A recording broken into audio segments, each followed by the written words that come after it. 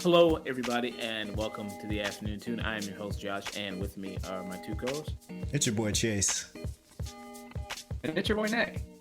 And we got a nice, good show to discuss. Going to be discussing The Father, a film nominated for Best Picture. Oscars are coming up pretty soon, so we thought we'd be doing a catch-up of recent Oscar films like Minari, Nomadland, stuff we didn't get to review when it came out the first time. So we're doing a little bit of a catch-up with that now, since the Oscars are supposed to be coming out, and they're going to be premiering this Sunday. Yes, because we are a hard-hitting movie review channel. Yeah. We talk about nothing but cinema. Yes. Yes, yeah. Enough to make Martin Scorsese proud. Yeah. Actually, no, because we're not saying it in theaters. He only respects it if you go down to go see, the movies. Motherfucker, his last movie came out to Netflix. He can shut up with that. But he was forced to do that because of all these Marvel movies. You don't understand because you're just a MCU fanboy. That's your problem. You're too busy, watching Captain America throw that shield. You should be watching Martin Scorsese throw them that cinema at you. That's your problem. That's your problem. I'm just picturing old Martin Scorsese just like throwing 35 millimeter print at like some pads on a tree now. Yeah, that's what he has to do. He's trying to save cinema. But Shit just like bounces. No, not even bounces. It would like wrap around the tree. He starts tugging it. But that's what he has to do, man. Yeah, man. But he forced his hand. This is the end of cinema as we know it. You gotta do what you gotta do. And Christopher Nolan, that's his Bucky, Yeah. That's definitely his Bucky. No, not even his Bucky. Christopher Really. Nolan. That's his Falcon. No, he's more like the John Walker. Oh yeah. True. The successor he never asked for. So we're going to discuss The Father. Then, of course, we're going to discuss, Mortal Kombat that just came out today, Friday. That we're reviewing this, that we're recording. Yeah, you know we're about that meathead shit. Yeah, so going to discuss. What do you mean? That's cinema. Yeah. It was shot on a camera, so there you go. That technically counts as cinema. Yeah. And everybody in the movies got their SAG card, so it counts. Facts. Yeah. True. Then if they're unionized, it's cinema. Yeah. Then of course we're going to be discussing the final episode of Falcon the Winter Soldier, and episode 7 for Invincible, the penultimate episode for next week, final episode. So going to be discussing all those things and get into some news, of course. Going to discuss the Shang-Chi trailer. Going to discuss Amelia Caribbean's Secret Invasion. Just today, some news just dropped about Captain America 4. So going to discuss that. And discuss Spider-Verse directors as well as the verdict. Of course, everybody knows about it. Everybody was talking about. So, how is everybody doing? Doing well. Can't complain, really. Just. I mean, since quarantine, every week's pretty much been the same. Except this week, 420 was a little bit more special than usual. But how about you, Nick? Oh, we'll get to that. Okay. No, how was this 420 more special for you? I mean, unfortunately, I was not high for it, but my spirits were high. I wasn't either. I wasn't either. I'm both a government employee and in a country where cannabis is a big no-no. True. Yeah, Japan does not play with that, but all of our spirits were very high because of a certain verdict. This isn't the necessarily end, though. This is just, it's not even really justice. Somebody once said it was not justice, it's accountability. And it's just nice to see accountability, especially when you see it on their face on live TV. It was nice to see. It was like you could literally hear like in his head as the verdict was being read. But wait, I'm white. And a police officer. I'm in a brotherhood where we get away with this all the time. Yeah. This is just common duty. I was trained to do this. Dude's eyes was shifting back and forth. Yeah. Right. Well, obviously his eyes were shifting because clearly that's not the real Derek Chauvin. I mean, really look at it. I mean, you know what I mean. His eyes aren't the same. His neck is not the same. His hairline. So clearly, it's not the real guy. He's a scroll. Tricked by the deep state again, Chayse. I mean, obviously you're not. It's like Pietro all over again. God, the real guy's named Ralph Boner. Yeah. You know what I mean? That's who's really in prison, Ralph Boner, not Derek Chauvin. He's in Cuba with Tupac, right? No, Cuba wouldn't take him. Obviously, no. I would hope not. Yeah, Cuba wouldn't take him. Obviously he's someplace maybe, maybe we can go south of the border, maybe even like probably chilling in Argentina with all those other Nazis. Yeah. I mean, honestly, he doesn't have to go far. He could just go to like Florida or Alabama. Yeah. I'm sure Georgia will take him outside of Atlanta. I mean, it's sad, but you're not wrong. Yeah. I mean, he just does look like every other white guy you've ever seen ever. So it's not that hard to really blend in, obviously. I mean, if you really wanted to do it, like he could do that. I mean, some white guy could just do the Lupin thing where he just comes into prison and be like, "Hey man, listen, I'll just swap out with you, bro." You know what I mean? Just say guards are shifting shifts. You know what I mean? We could just swap places real quick, bro. No, there's a difference. I believe it in Lupin. Yeah. Because I believe it with Lupin because Omar Sy is a charismatic motherfucker, and I believe it. Yeah.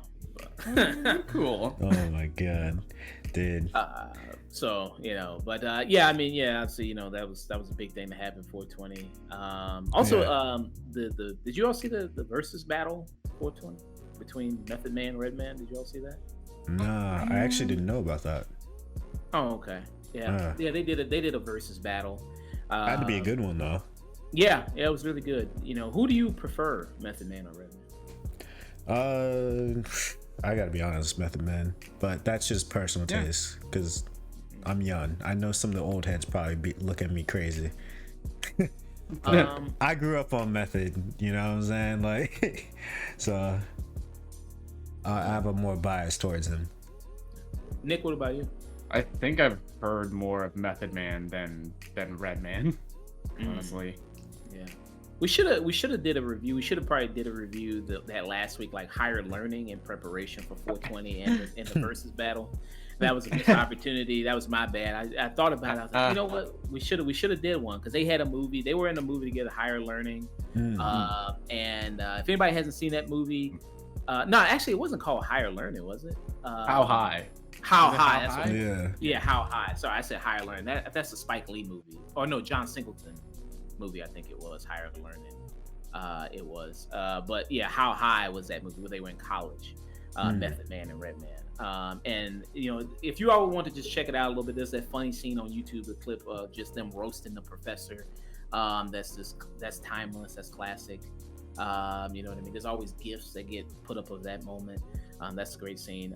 But I haven't seen that movie in a while. I think I've been meaning to kind of check that out again. But for me personally, I've always as a lyricist, Redman is amazing. I mean, he's really good. But Method's flow is absolutely great. Like his stuff in Wu-Tang when he guest appears and stuff. The classic record he had with Mary J. Blige is really good. Yeah. His song on the Wu-Tang Clan's first album, Method Man. I mean, he was the only member who had his own personal song on the album, which was really nice.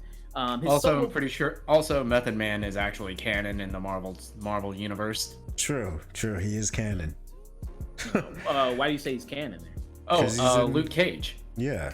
Oh yeah, he is in Luke Cage. All right. Yeah. He also he does a lot of acting too. He does a lot. We just saw him in Concrete Cowboy, and he's pretty good in that.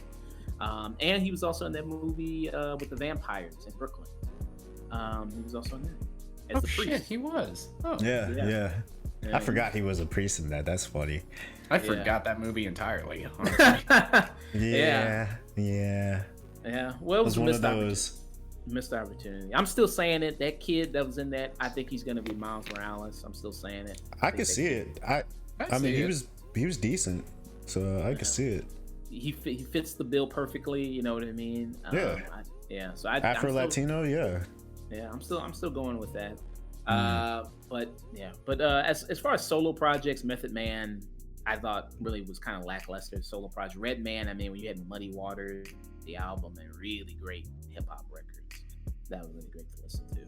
But we're gonna talk about some hip hop that was in a trailer, the Shang-Chi trailer that just dropped, and it was really nice with Simon Liu in it from Kim's Convenience. Now, I've never seen Kim's Convenience. I heard him being in Kim's Convenience because that's a comedy really kind of edged out, because I think they said it was between him and Louis Tan, who's going to be in the film that we're going to talk about, Mortal Kombat. That's what like helped edge him out against him, is because of his comedic background. They were looking for a more lighter tone of it. Nick, what did you feelings about the trailer? Because I know you were really hyped about it and excited for it. 1 second. Yeah, that trailer looks incredible. It completely validated my hype for me, because one, you're getting the actual Mandarin in Tony Chihai Lung, who, if I'm gonna make a comparison to Hollywood, he's essentially like their Robert Redford.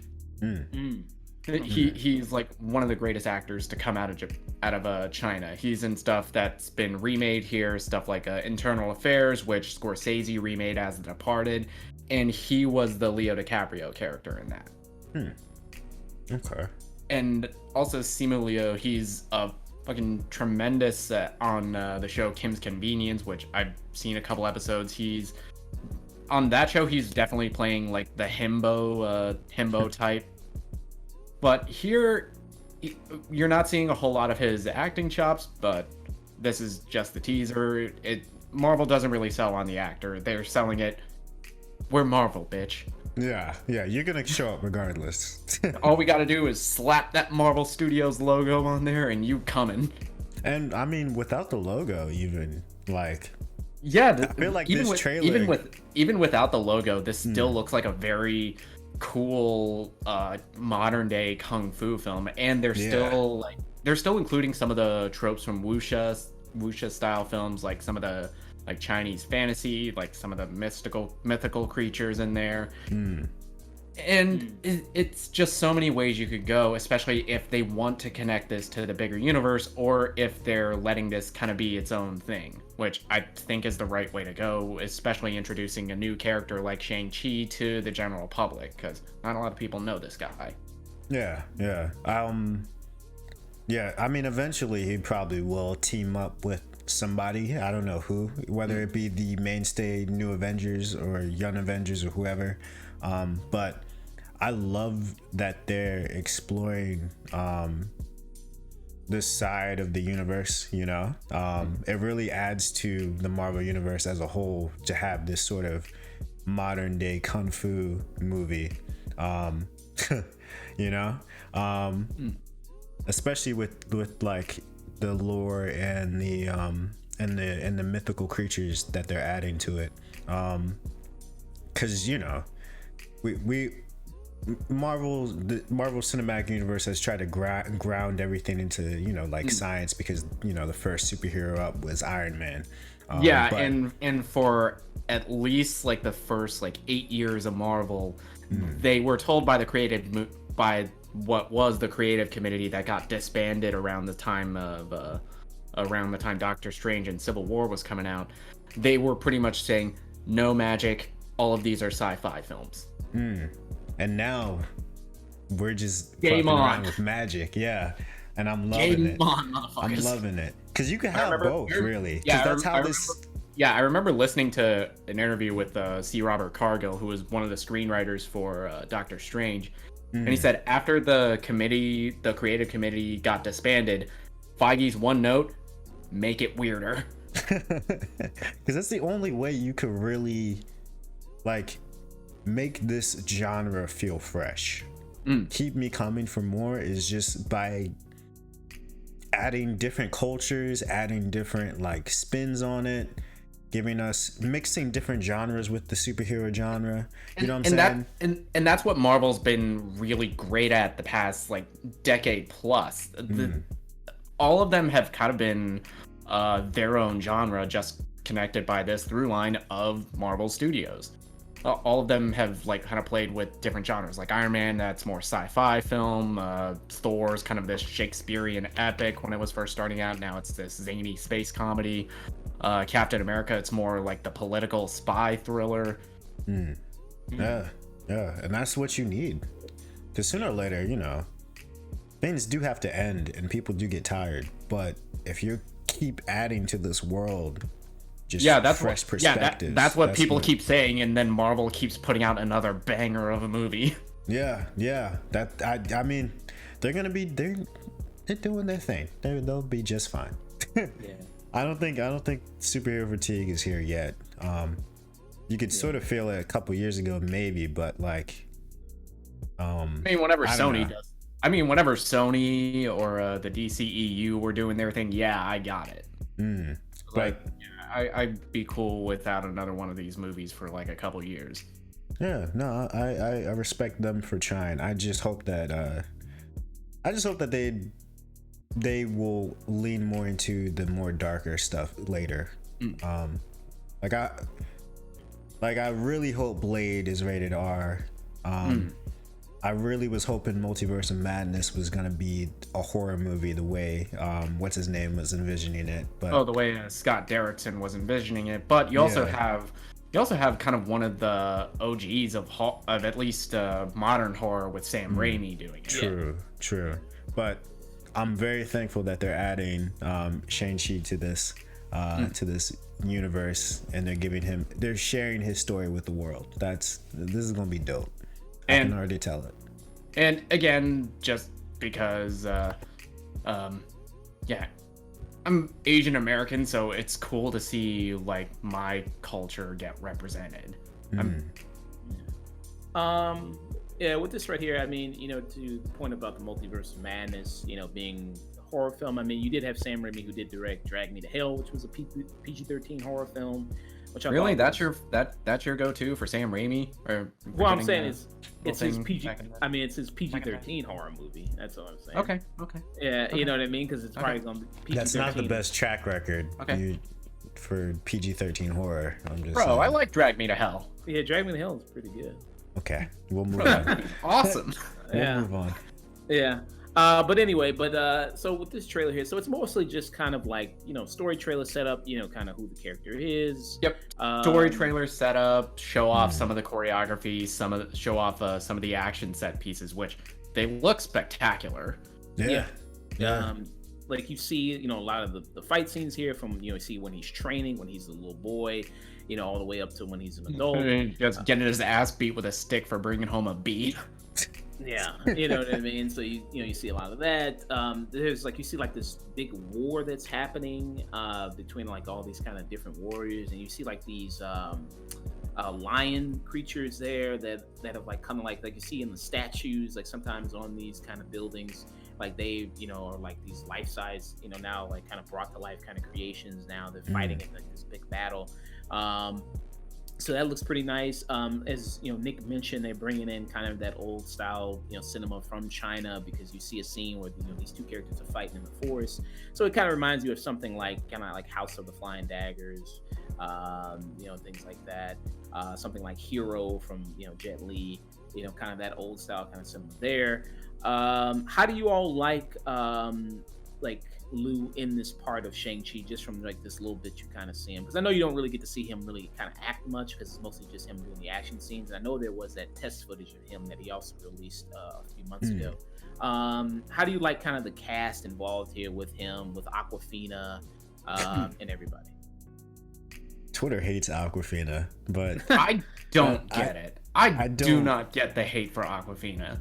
I mean, I get it, but she has, so the main criticism seems to be that she has like a black accent, which I don't know where she's from. I don't know her whole story, but if she grew up in the Bay, I understand it. Like, no, she grew up in like I think the very kind of rich part of New York, but she talks like she's from like the complaint is like she talks like she's from like the lower area of the Bronx or that place in New York, but she's like from a more upper class neighborhood. You know what I mean?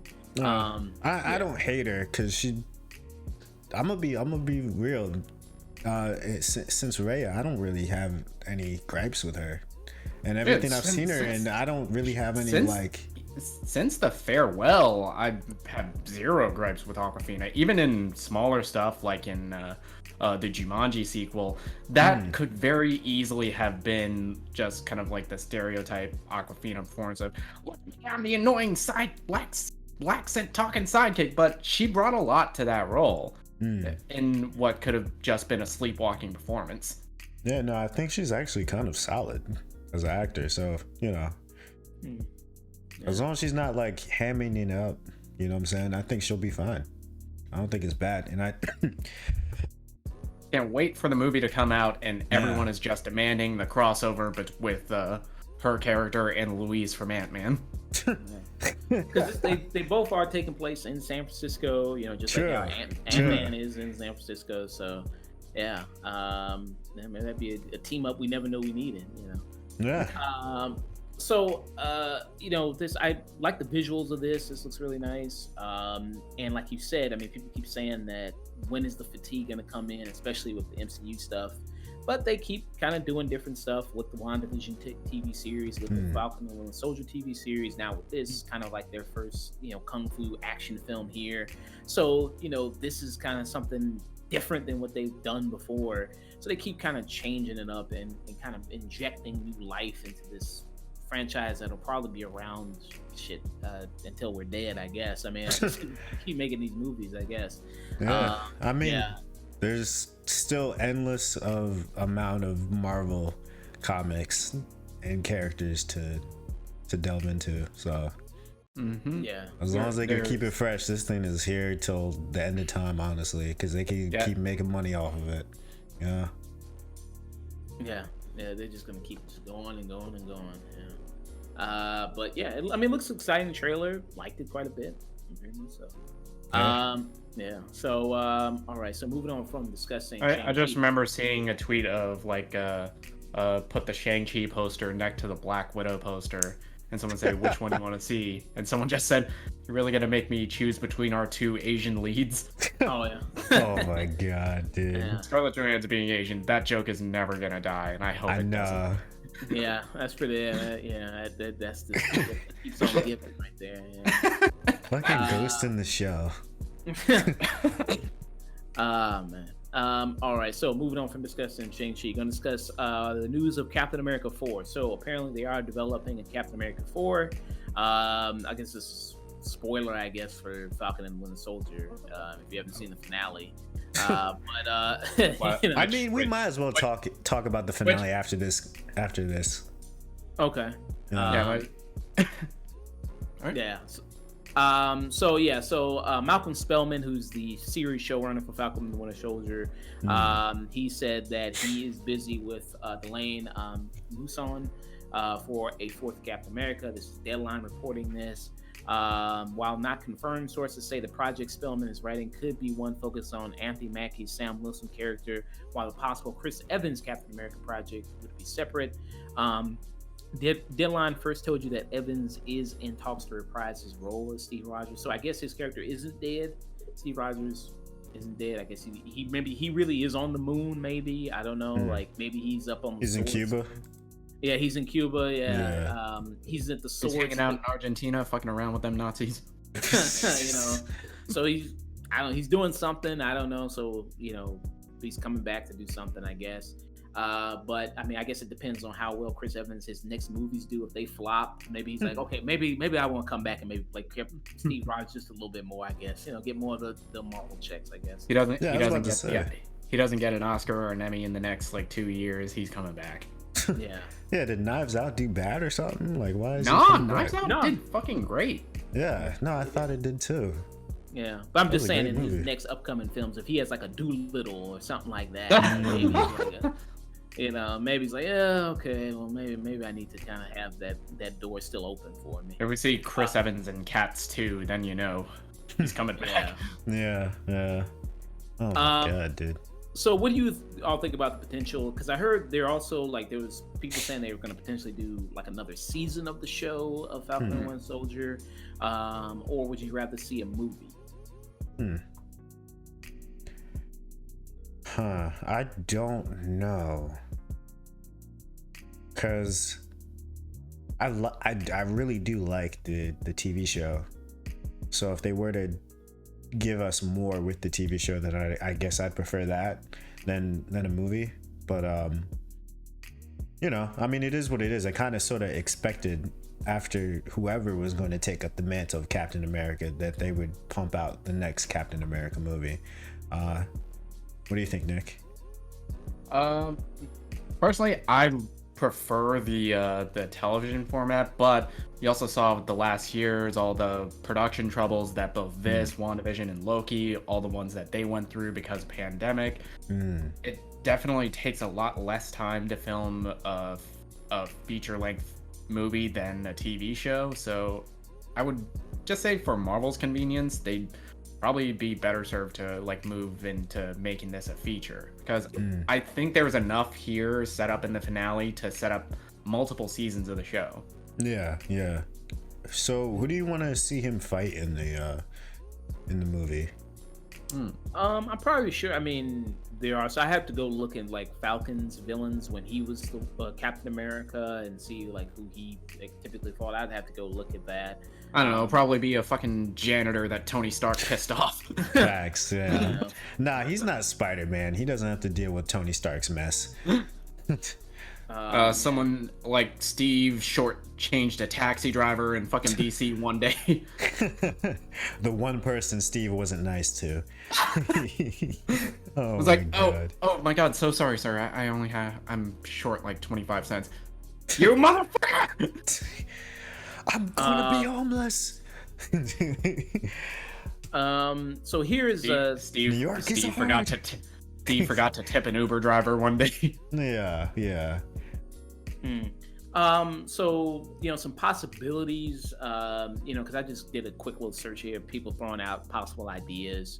Some people brought up you could do Thunderbolts, like maybe you know, have them be the main villain. Obviously, you set that up here.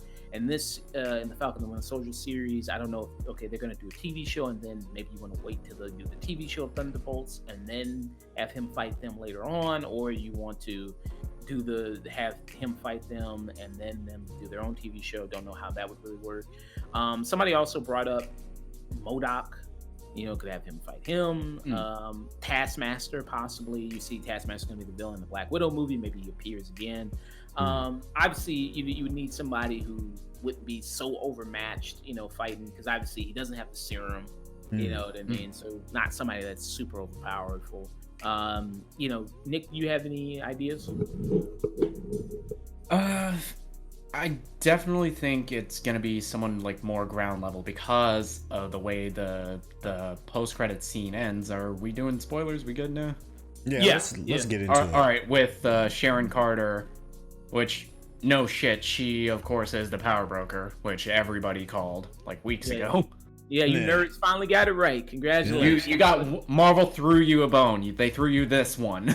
Yeah, they saw the Mephisto theories and they were like, all right, let's just do what they want this time. Fuck it. Let's just throw him a bone this once to shut him up. Yeah. Oh, that one guy that was supposed to play the power broker, let's just cut him completely.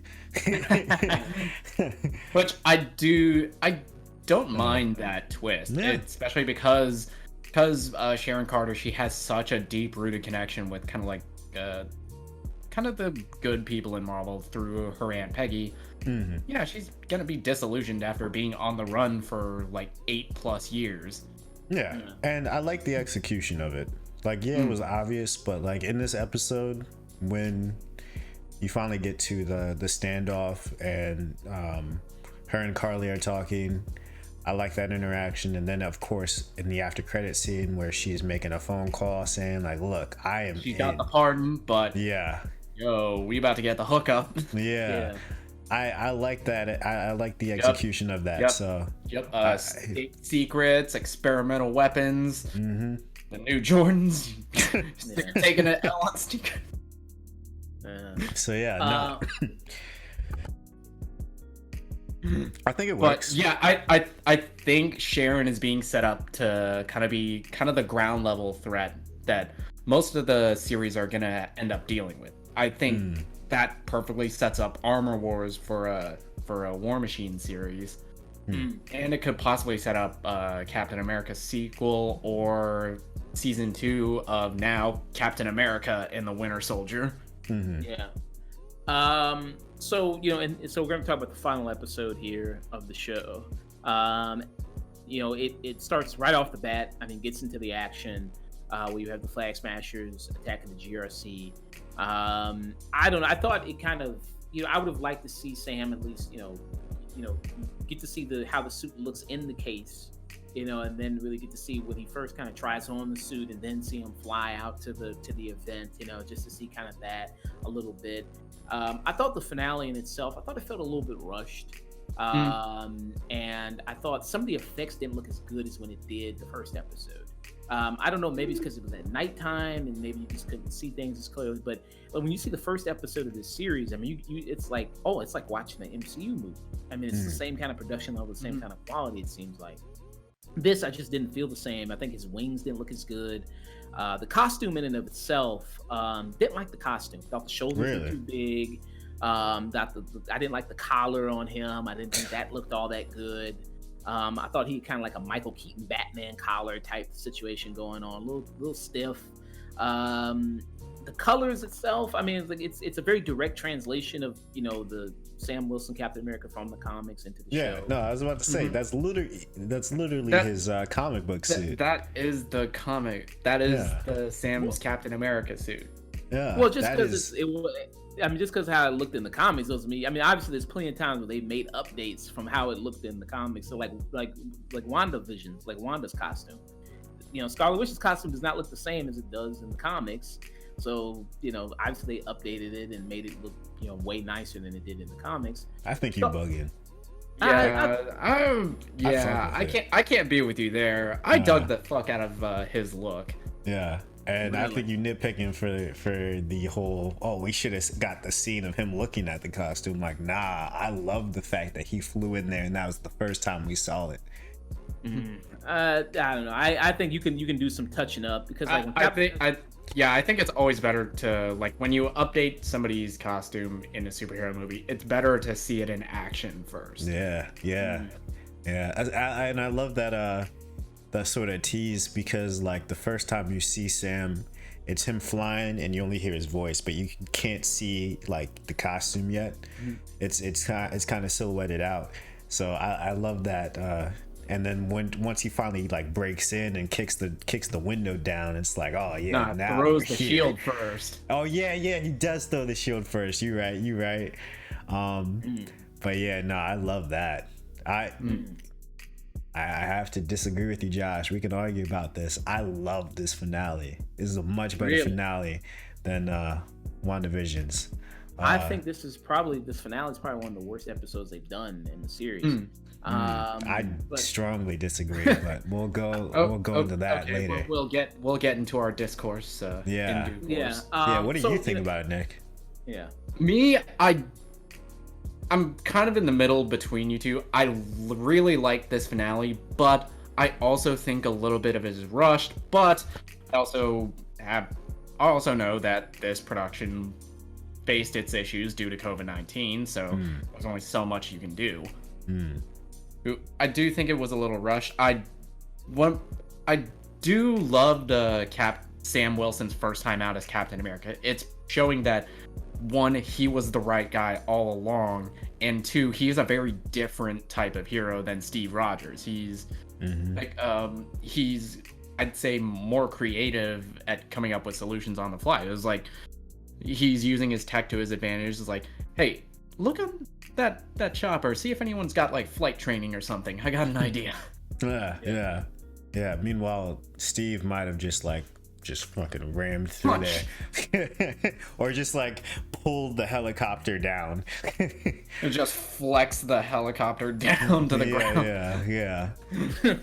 I was digging every scene with him in the suit, especially. I also like that they did like subverting expectations, because this episode you fully expect John Walker to like heel turn and say, nah, fuck you, I'm Captain America, bitch. But he sees how the crowd reacts to Sam and says, and ultimately he chooses to do the right thing. He has a chance to go after Carly and get his vengeance, but he chooses to do the right thing. And yeah, what'd you say? Yeah. Oh wait, it sounded like laundry. Yeah, he has to go get something. Yeah, no, I like that arc too. Especially because like how they introduce him in this episode, it kind of, introducing John as with right away chasing down the Flag Smashers and trying to enact revenge. That was a good way to kind of deceive us into thinking that he was going to he was gonna turn into the big reveal antagonist of the show. It was like, the Flag Smashers are gonna be dealt with, but this is gonna be the real conflict. Yeah. That's what I initially thought. That shield got like wrecked. Oh, yeah. Not even the first time. Homie didn't even get a chance to throw it like twice. He threw it like once, and the joint got wrecked. Yeah.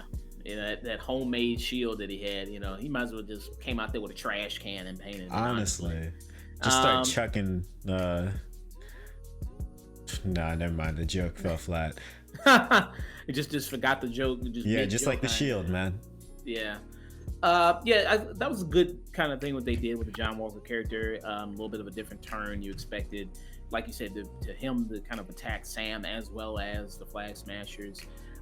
So it kind of, I thought that was kind of a little bit of something that maybe most people probably didn't expect. So it makes me, kind of look at John a little bit of a different way. And I guess, like even after, he went psycho, him and, Falcon and Bucky are cool. It's like, okay, well, I guess you're not psycho anymore. Well, I think it's true to his character, because his character has always been sort of like, I want to do the right thing. You know what I'm saying? Yeah, he's a character that wanted to do the right thing. He chose to become Captain America because he was kind of haunted by kind of the nastier things he had to do in war, and he really thought Captain America is kind of a chance to do the right thing. Yeah. And he just collapsed underneath the pressure of it all, the pressure to live up to Steve Rogers, and it's kind of like a relief for him to see Sam Wilson, and he's a natural at it.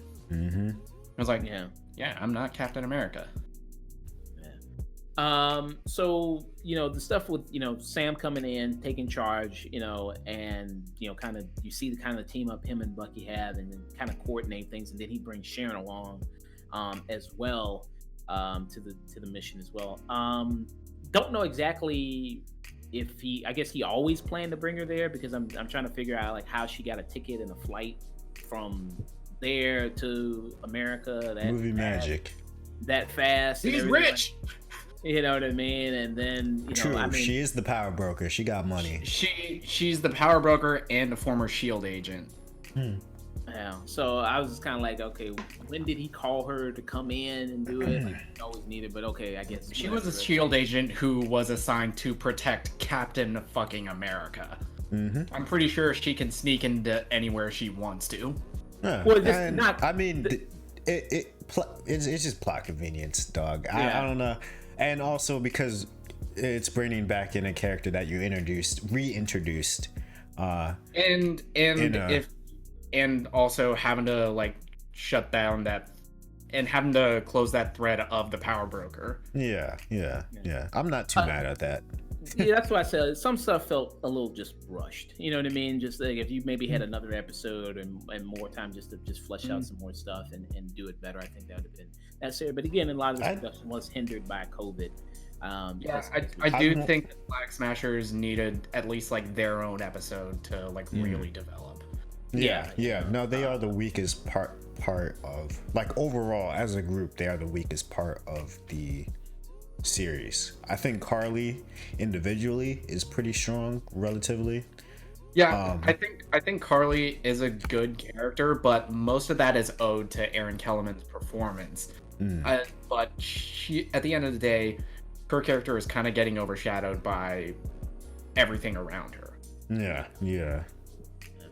Now I do wonder if they had cut everybody's what everybody hated about last week's episode, which was a little bit of the boat stuff. I think the boat stuff was necessary, but I do wonder if you had cut just a little bit of the boat stuff, tacked on like maybe some of the earlier bits of this episode onto last week's episode, and kind of left it at the cliffhanger of them just like capturing everybody and doing what they do in the vans or whatever.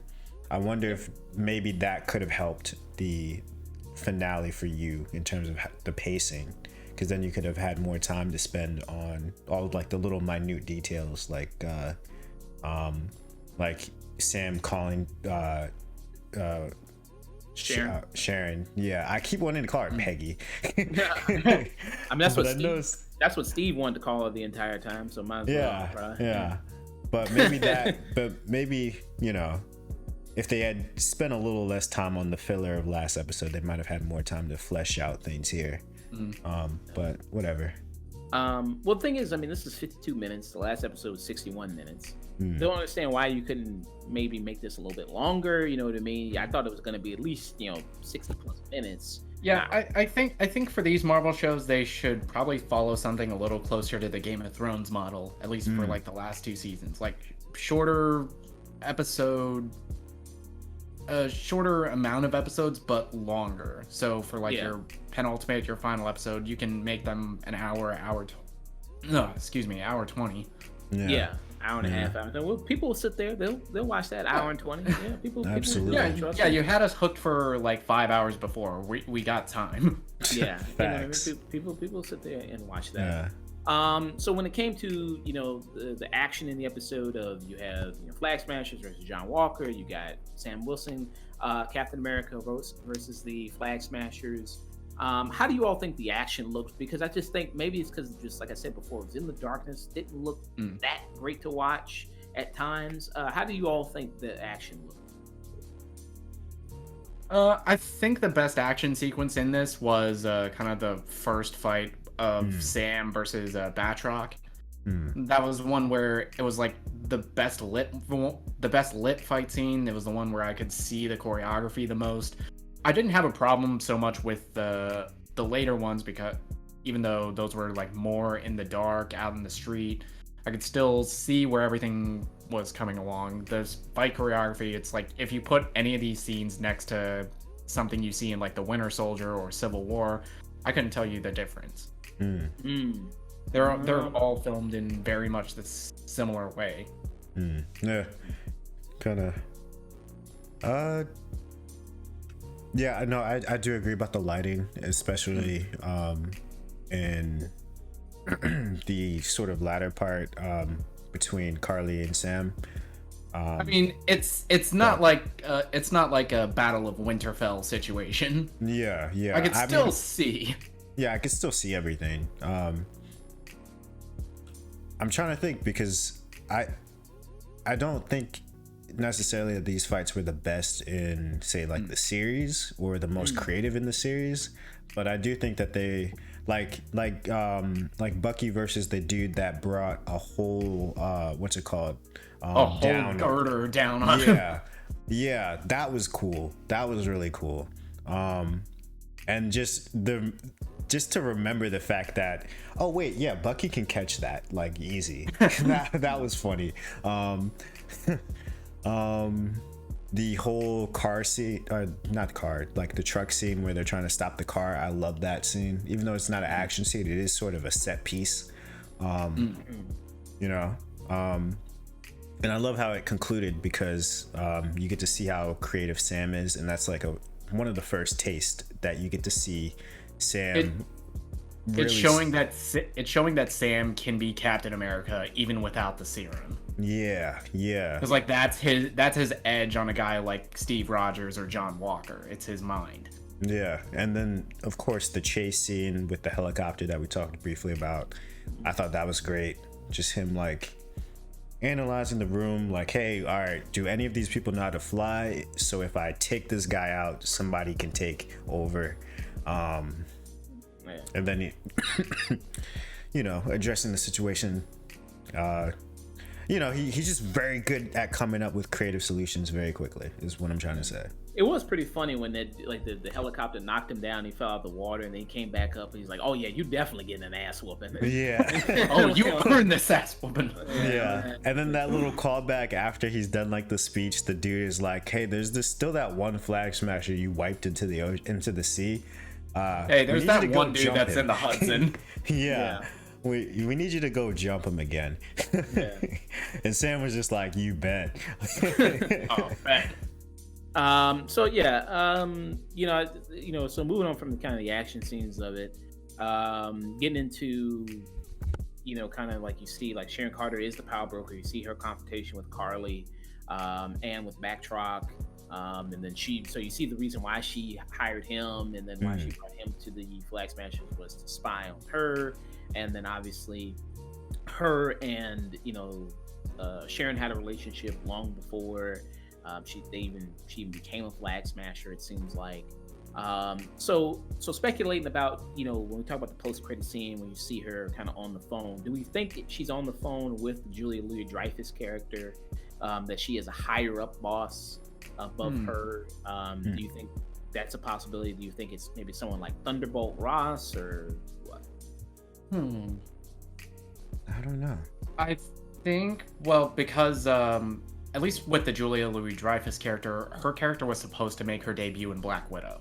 Yeah. So I think it could potentially tie into that with like Taskmaster, or with whoever's like controlling the Red Room. It could be like any number of her connections. Let's like her like assistant is line up buyers, and we could potentially see her interact with like the Mandarin, or with Justin Hammer, or with any number of previously seen villains in the Marvel Universe. Yeah. Because I was looking up some stuff. So with the Julia Louis-Dreyfus character, and she had her own kind of squad of female characters that she rolled around with that were kind of like these bad characters, and one of them was Sharon Carter, who was a part of that team. So maybe they are working together, and I wouldn't rule it out. Yeah. But I don't see Sharon Carter's power broker answering to anybody. Yeah. I don't know. Well, so maybe you know how she deals with blackmail. Yeah. She was quick on that trigger. Yeah. Okay. So with the whole kind of, do you think that was a good ending for the Carly character? Her ending up kind of dead like that. Do you think that was a good ending? I don't know how else it would have ended, honestly. It's kind of like a Daenerys situation. I don't know how else that story ends. I just wish we got to spend more time with her. Maybe we saw her, like, we get a flashback episode during the blip, and like when everyone was returning. Just give us more background to have more sympathy for Carly Morgenthau. Because all of the kind of lip service to her character, that's all it is. It's lip service. Everything about her that is like positive, we're being told it, we're not being shown it. Yeah, that is actually the weakness of the series. All we're actually seeing with Carly is this crazy, exactly, terrorist. And you're kind of not seeing the sympathetic side. So is kind of one of the moments where the episode falls flat, is Sam Wilson giving that speech after the action is like, yo, stop calling these people terrorists. Have you ever asked to wonder why? I think if you had that flat, I liked that moment, but I do wish we got more development from the Flag Smashers so we could actually feel that instead of just being told it. So to defend them, they did show us the whole ward and everything, and then also the aftermath of the government pushing people out. They did show us that. But I do agree. I still feel like maybe it should have been last episode where they just tack on just at least 10 to 20 minutes of the Flag Smashers during the blip, or during that 5-year period where they were living together, in harmony, just so we could see that world before it got torn apart. Yeah. That would have been nice. I thought, if you showed more of what the GRC was doing, just from a government perspective, see what they're doing in their lives and kind of the things that they're doing and how that, you know, kind of, you know, the decisions that they're making. I thought that would have been very helpful. Again, maybe we should have seen them drag the people out of the ward rather than just like just see the aftermath. You know what I'm saying? Instead of just coming back to an empty set, but again, COVID happened and fucked everybody. Yeah, probably. That's probably what happened. Yeah, because wasn't this series originally? They said it was going to be 8 episodes originally, right? Yeah, I think this with Loki, they said that all of these were going to be 8 episodes, but COVID hit, and the one that you could actually film in a contained set, WandaVision, that got the full episode length, and this it kind of fell by the wayside because this show, it's more globetrotting. You have to have more extras. You have to have people on location. You have to have stricter protocols. Yeah. So it's a tougher thing. Yeah. So that's a shame.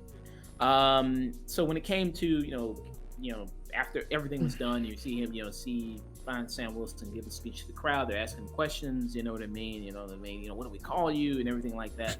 Black Falcon. I just keep thinking of that Key and Peele skit, Power Falcons.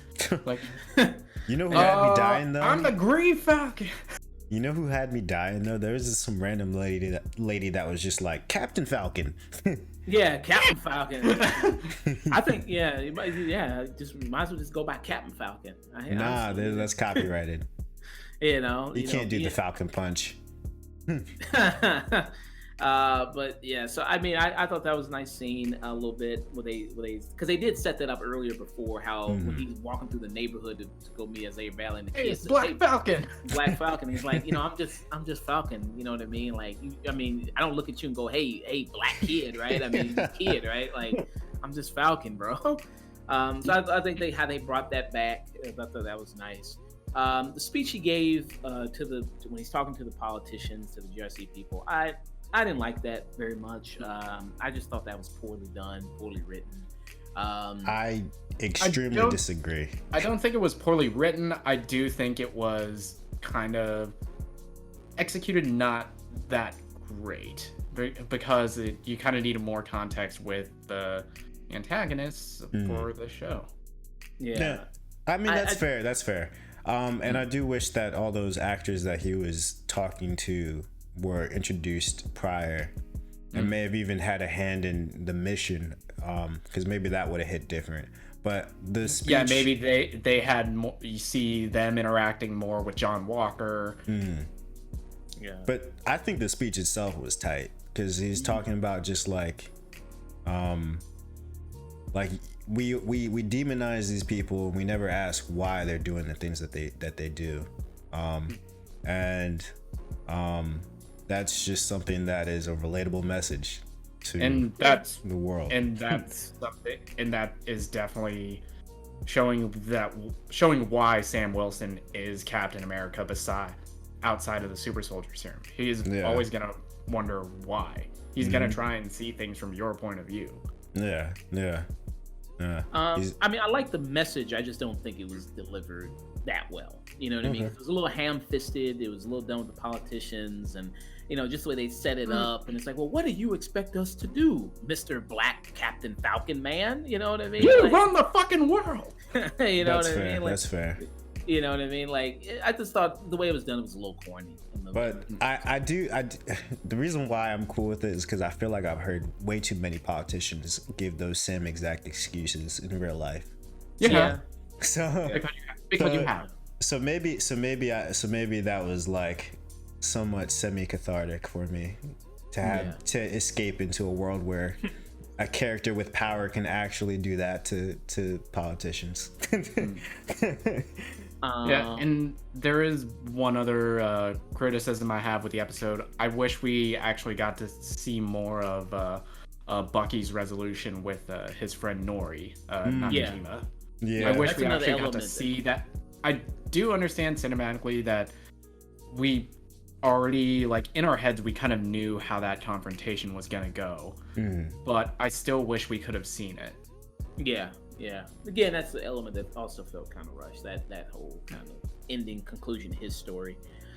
So and it's nice to see when he was giving that speech. Bucky was kind of looking at him, very smiling approval. It's like, well, wow, this black guy can really do it. God, their chemistry is still fucking fantastic. It's like, hey, dude, I was texting the entire time. All I heard was a black dude and stars and stripes. Yeah, you know what I mean. Which is So I thought that was nice and everything like that. That was a pretty good moment for them. When he goes to visit Isaiah Bradley, again, I think the actor who plays him, Carl Lumley, does a really great job. I think he's kind of been one of the underrated elements of this show. Him coming in, all his scenes I think are very good, very very well done. I'm glad they kept bringing him back in other episodes. Exactly, Carl Lumley is kind of in that camp of an actor like a J.K. Simmons or an Ed Harris. They only improve everything that they are in. And I mean, if you didn't feel anything for Carly's, death, I feel like I did feel something when he finally got his moment in the museum. I didn't cry, but like I was just like, damn, I choked up. Like that was tight. That was Yeah. tight that you did that for him. Yeah, he showed him. He had his own little kind of part. I mean, yeah, the part was in the back of the museum in the little kind of corner, but Fucking Josh, dude. I mean, but he still has his own little, his own statue. His nice little, They were saving it for a future exhibit. Saving it. Okay, well, maybe when we go back in season 2, now the exhibit will have all of the pictures of him when he's Captain America or something. That was exclusive. It wasn't ready yet. Oh, okay. Yeah. Sure. Okay. Yeah. It was closed off. It's gonna open in a few months. They do that. They do that. I've been to a museum. They do that. Yeah, they do that. They have like closed off exhibits. Okay. So I'll let them slide. So next time when we go back and we go see it, and if it's still just that one statue in the back, in the corner, nobody in there. Yeah, so maybe it was just kind of closed off and everything like that. Okay, so I'll let it slide. I think they were still getting that part of the museum ready. Mm-hmm. Okay, I'll let the museum slide. I'll let the MCU slide on that one. Okay, so if we come back, that better be a more full-fledged exhibit part of it. I want to see some more pictures. I want to see some more gallery of stuff. I want to see the crew he rode with. I want to see just the same thing he did with Steve. I want to see, his own Howling Commandos. I want to see all that. Did DC hit you with a check? Because I want it too. I'll talk shit about Marvel all day. Jesus Christ, show us your receipts. Did Zack Snyder like Venmo you? Like, you nitpicking like a motherfucker. You see people. You see what happens when you're critical of Marvel. You see these fanboys, these shills. I'm asking, if they drinking out of a fucking Batman mug. You think I'm a fan of good shit? And I'm trying to tell y'all this is not that good shit. I'm trying to I'm trying to open your mind, bro. You know what I mean? All I'm trying to say is if Snyder cut you a check to say all this, you better split it with us, because I'll talk shit in a heartbeat. Yeah.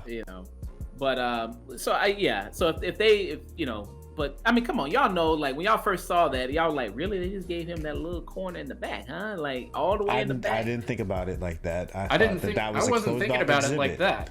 Okay, all right. I thought it was a closed off exhibit to be unveiled later. Yeah, okay. No, that's exactly the vibes that I got because I'm cultured and I've been in museums before. Okay, sure, okay. And I've been in museums during transition periods where they have those walled off exhibits because they're not ready. Well, okay.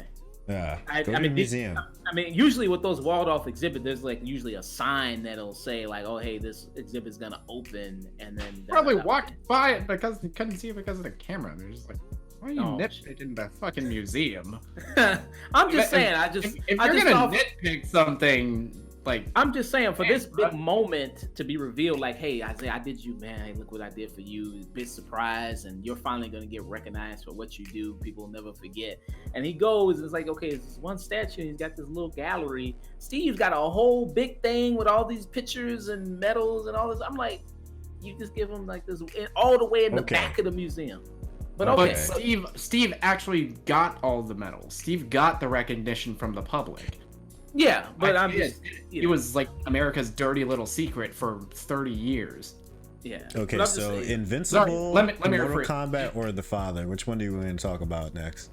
let's just let's yeah. So but let's give our final ratings for the thing real quick. Apparently, I'm a hater because I just look at things critically. Apparently, I think if Motherfucker, things... you ain't looking critically. You're nitpicking. Yeah, No, I'm Doug, looking Doug, crazy. I have yet to hear, aside from pacing, I have yet to hear an actual story complaint. It's just like... I just said the story was rushed. Did y'all not hear me?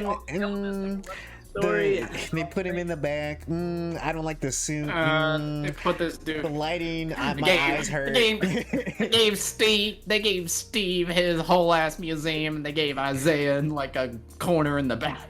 Yeah, They did. yeah, They gave yeah. him. They put. I him in didn't like the back collar on Sam's I don't suit. like the collar. I don't like the Yeah. colors of Sam's suit. Yeah. You're sounding like comic book guy. Yo, Worst episode ever. Costume wasn't good. I think honestly, I think it's, I think it's one of the weaker episodes they've done this season. Not to say it's terrible or anything like that. I think there's some good elements to like about it. I look forward to, if they do a season 2, look forward to that. If they do a movie, look forward to that.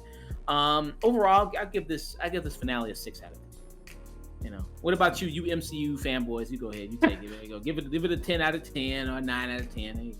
well, I never said I was going to do all of that. I never said that. I was very critical of this episode. Nah. I give the whole series, or at least this season, an 8 out of 10. Okay. It's not perfect, but it did a lot of things that I like, and it was a lot better. I mean, it went in a lot different ways than I expected them to.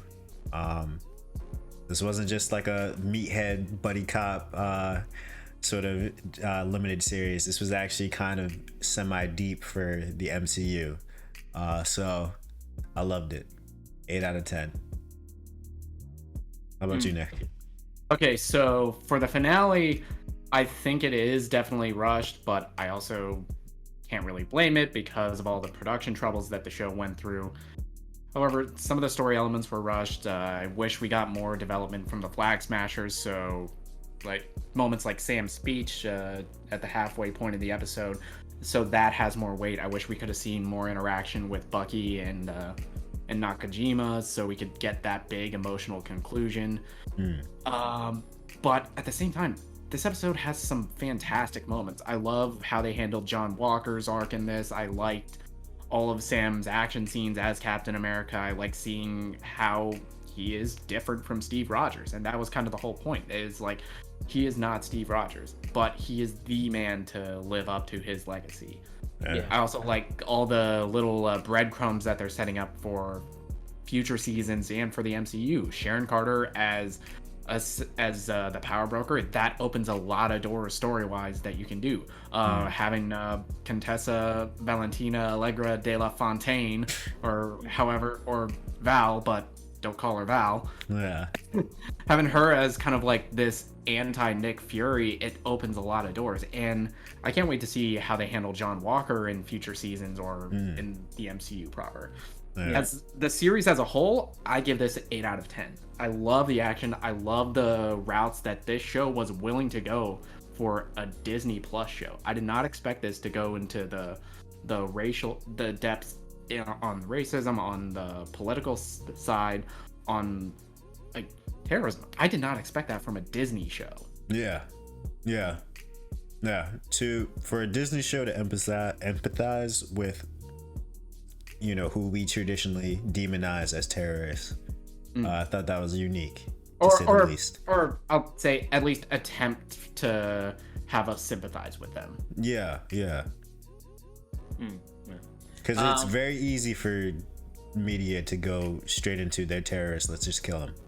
Yeah, there's an entire decade plus in the 80s where that's exactly what we fucking did. Yeah. 24. That's what 24 was.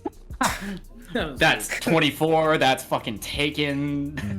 Yeah. So did you give a rating for the series as well? Yeah, I gave the series as a whole an 8 out of 10, but the finale itself, I'd give it a 7. I do think it is a little bit of it is rushed. However, I still liked where it goes, and also it's really heartwarming to see the aftermath. It's fun seeing like little kids playing with Bucky Barnes and like hanging on his metal arm. That was heartwarming. Yeah, that was funny.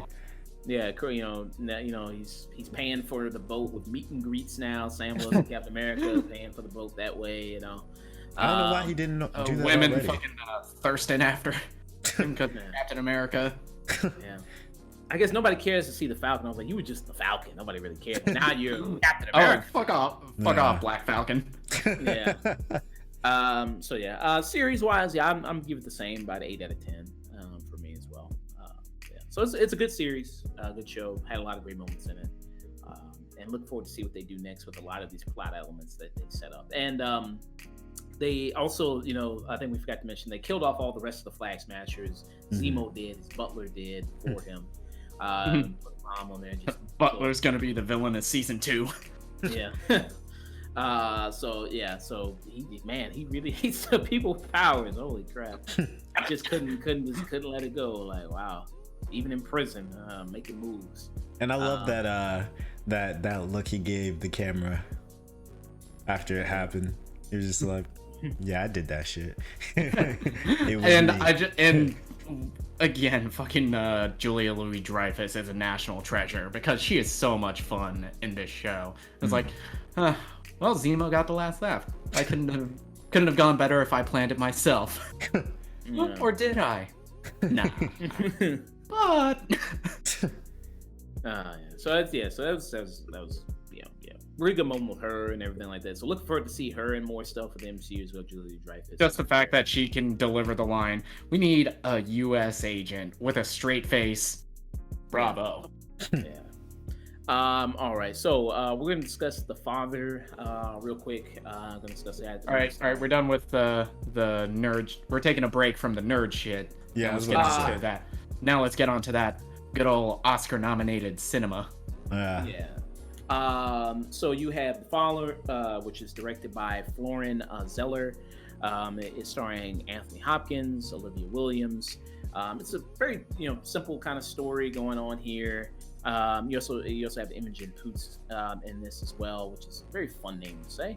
And you just kind of a very kind of simple story of Anthony Hopkins playing an older man who is kind of suffering from signs of dementia, living in this flat, and his daughter checking up on him, making sure he's okay, taking care of him, and trying to hire maybe a live-in nurse possibly for him, because it seems like his condition is worsening. I will say, this is a movie that reminds you how well of an actor, good of an actor Anthony Hopkins is, because you see him in a lot of bullshit like Transformers. You know what I mean? You see him in I still can't believe that Michael Bay talked him into Transformers the last night. Well, hey, everybody needs a check. Everybody needs a check. Sure. Work at what cost? Work is work. At what cost? Your dignity, your self-respect. Yeah, I mean, hey, work is work. Sometimes you need to check. I mean, and Anthony Hopkins has been around a long time, acting wise. He probably just wanted to see shit explode on set for once. Yeah. I mean, he didn't get enough of that on Thor. I mean, you saw that on Thor, I guess. Ooh, true. I forgot he was in that too. Oh my god. Dude, I just love fucking Thor Ragnarok. Dude, showed up for 2 days, took his check and ran. Didn't he? Okay, you got me for 5 minutes. Didn't Anthony Hopkins say that Chris Hemsworth sucked as an actor? Didn't he say that? That was kind of like the rumors surrounding the first Thor movie. Yeah. I mean, to be fair, the first Thor movie was not a good look for him. I mean, I liked the first Thor movie, but it's kind of like B tier Marvel. Okay. Yeah. We'll move on. Anthony Hopkins is great. Yeah. And Anthony Hopkins is brilliant, and he is one of the greatest actors working today. And even I was talking a little bit shit. The man could sleepwalk into an Oscar nomination, and god damn, he is spectacular in this. Yeah, absolutely. And I love what the movie does. It kind of makes you feel like you have dementia in a way, as the way it plays. Yeah, because in most movies surrounding someone's mental decline, we're usually seeing it from the outside. Mm-hmm. This movie, it's taken a different approach. We're seeing this from Anthony's point of view. We're seeing this from his state of mental decline. We're feeling that confusion.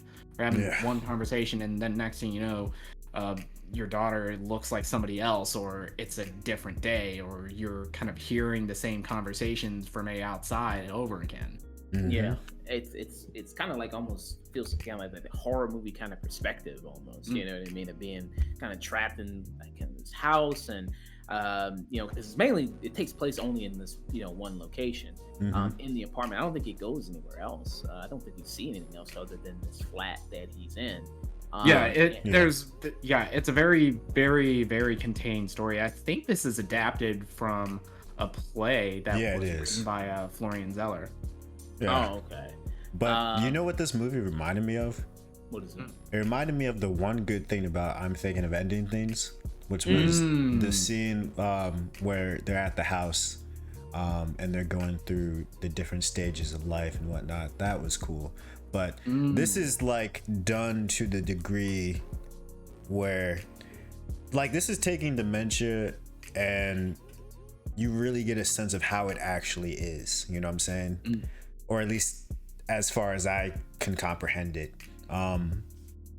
Meanwhile, I'm Thinking of Ending Things was pretentious trash. But dang, you still on that, right? Yeah, absolutely. I still hate that movie. I didn't like the movie, but damn. Absolutely hate that movie. Right?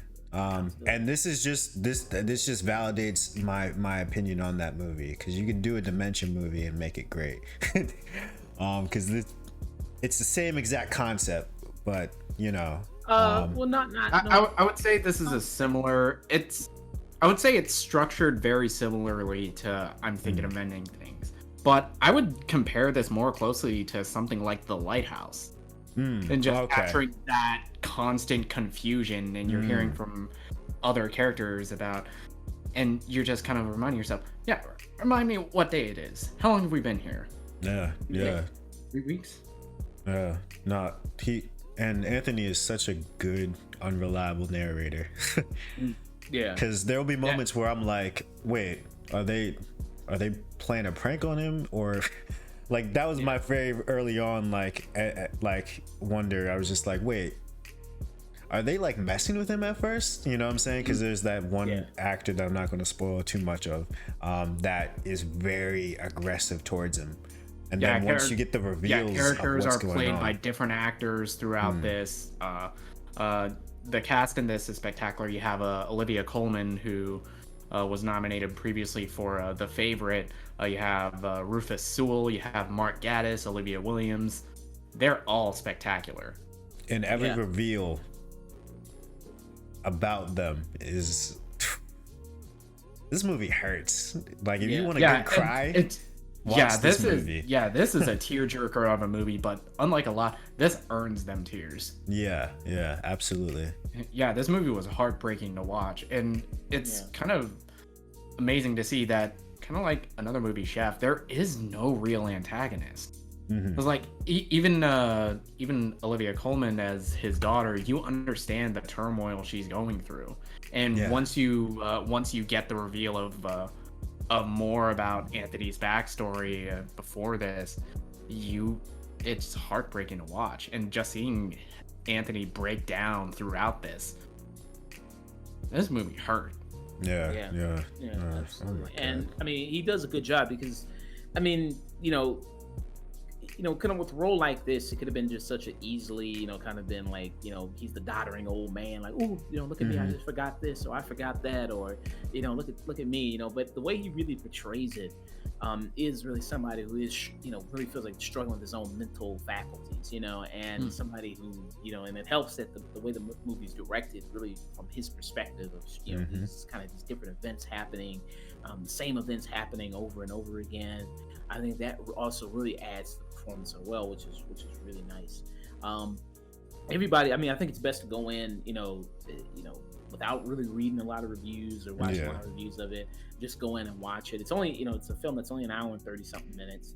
It's a really good watch that you can just sit down and really enjoy. And I enjoyed, all the performances throughout all of it. I think Anthony Hopkins gives an amazing performance. And to see the progression of the story and where things lead is very impressive, and very, very well done. So for me, I give this a 9 out of 10 for me. I mean, I could maybe give it a 10 out of 10. I mean, I don't really have any real major issue with this movie at all. Yeah, I'm in the same boat. I have to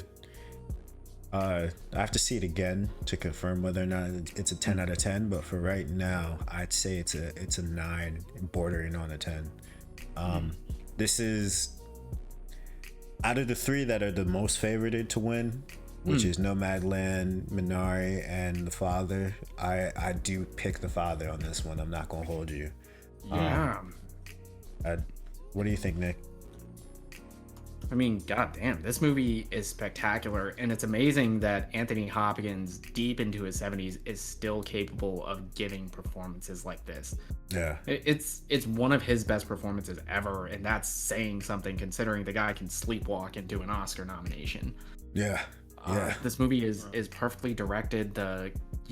It's perfectly portraying how it feels to kind of lose your mind and your mental faculties, and an ending and a third act reveal that is heartbreaking to watch. This movie is 9, bordering on a 10, and definitely before this, my favorites to win the best picture were Minari or Promising Young Woman, but god damn, this movie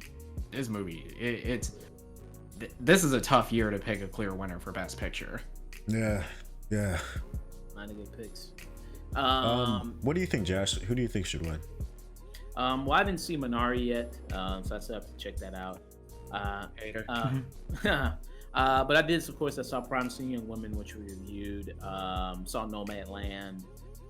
So, I mean, this, Nomadland, Minari, I think people say they're the favorites to basically win Best Picture. So again, out of just maybe Nomadland and The Father, which one do I like better? Just the 2 of those ones are the ones I've seen. I'm gonna go with The Father. I thought The Father just had a little bit better performance. For me, Anthony Hopkins, I thought it had a better performance than Frances McDormand in this, and I thought the direction of the film was also very nice. What they do with with it to really add to the performances. But Nomadland is, I'm not saying Nomadland isn't good. It is very good. I like what they did with that film as well. But I thought The Father just had a little bit more going forward performance-wise for me, which I really liked, and direction-wise. No, I mean, and this is to say no hate to any of the movies in the category. Yeah, this is just our opinions. Yeah, everything nominated for Best Picture, I put all of those at 8 out of 10 or above. Yeah. It's just this, unlike the last couple of years, this has been a fucking spectacular year for film, and it's hard. This is probably one of the hardest years to pick a clear winner for Best Picture. Yeah, I'm not gonna be upset at any of the picks unless Mank wins, in which case. True. Really. Yeah, no. If Mank wins, it's nah. Mank. Really? There's no way. I like Mank's the movie, but there's no way. I will say I did like One Night in Miami better than this. I still say not nominated. Yeah, but I would have put that over Mank. But what can you do? Judas the Black Messiah, that's in there, right, for Best Picture, correct? Yeah. That and this. We should probably save the Oscar talk for next week when we can give our breakdowns. Yeah, of the winners. Yeah, I just wanted to briefly discuss before it airs. Yeah. So I can it's hard algorithm. It's hard to talk about an Oscar nominated movie and not talk about the other nominees. Yeah.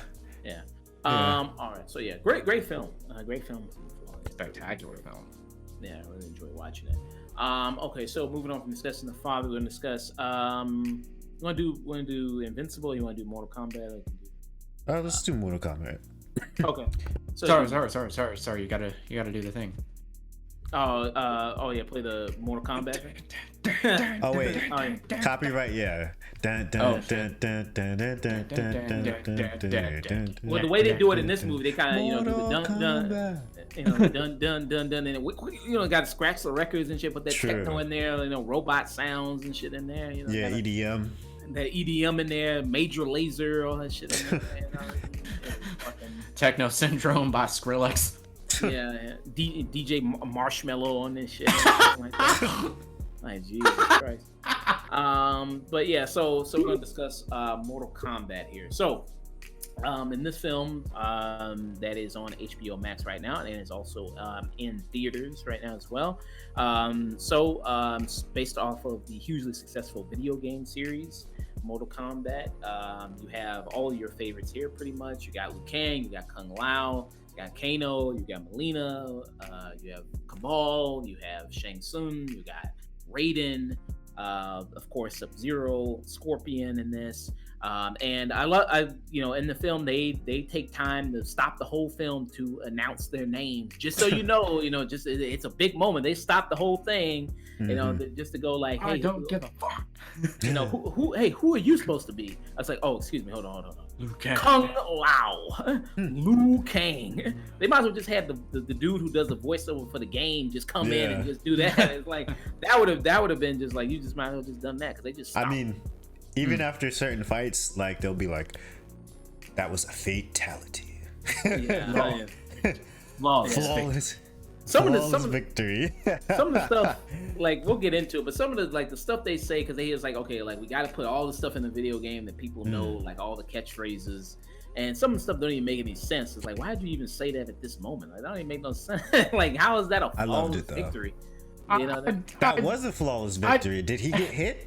He did not get touched. No, he did not. Well, yeah, I guess that is true. Yeah, he didn't get touched. So yeah, I guess that was, because I don't know what that person was thinking, but yeah. But we'll get into it. We're gonna do full spoilers. In this story, you have a new character that they created completely for the movie in the name of Cole Young, played by Louis Tan. As we talked about earlier, he was up for the role of Shang-Chi. He's kind of one of Hollywood's go-tos for. He's kind of like the Henry Cavill of martial arts movies. It's like he's always up for the big one, but he never gets it. He was up for Iron Fist. He was up for He was up for Warrior. He was up for Shang-Chi, and they passed on him. Yeah. And he's kind of had some small. It's been some small other stuff. Like, he was in Iron Fist. He played the drunken protector of the hand. That was some bullshit, though. His fight scene was dope, but that was some bullshit. He's also on a show called Wu Assassins, which is on Netflix. I've checked. I think I watched the first season of that show. It's pretty good. It's kind of like Into the Badlands type of thing, where it's mostly just watching for the fights. And they have some really good fight scenes in that show. He was also in Deadpool 2. Where he was Shatterstar in that. He had a bit part cameo in that. So yeah, and he's also in Into the Badlands as well. Where he plays a character in that as well. So love that stupid show. Yeah, so he's never really had kind of like a major role. I think this is kind of his first big major kind of leading role in anything. Because mostly have bit parts and stuff. So here he plays Cole Young, who's a fighter. And one of his main personality traits in this is getting his ass beat. He gets his ass beat a lot. Like, a lot of times you see him getting his ass beat. And he has a family. He's got a daughter, he's got a wife. That's kind of his main two personality traits. Now, he's kind of a blank slate character. No, he's basically our stand-in for this world, the audience stand-in. But you know what was really funny about his family? I didn't know that it was his daughter until, like, he literally screamed "my daughter" or something like that to the effect.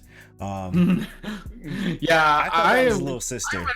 I thought that was gonna be like his little sister or like a niece. But I mean, shit, I guess MMA fighters don't like wearing protection. Yeah. They do it raw.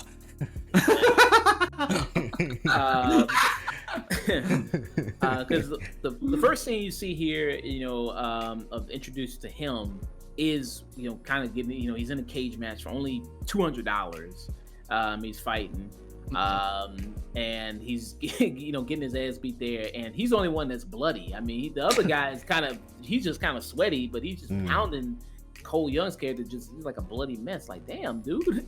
And so I understand you want to introduce the character, make him kind of an underdog type character, make it seem like, because they say, like, well, he's the type of guy that, was this champion fighter before, but then kind of just lost his way, lost his step. They don't really fully explain what happened and why he took such a big nosedive exactly.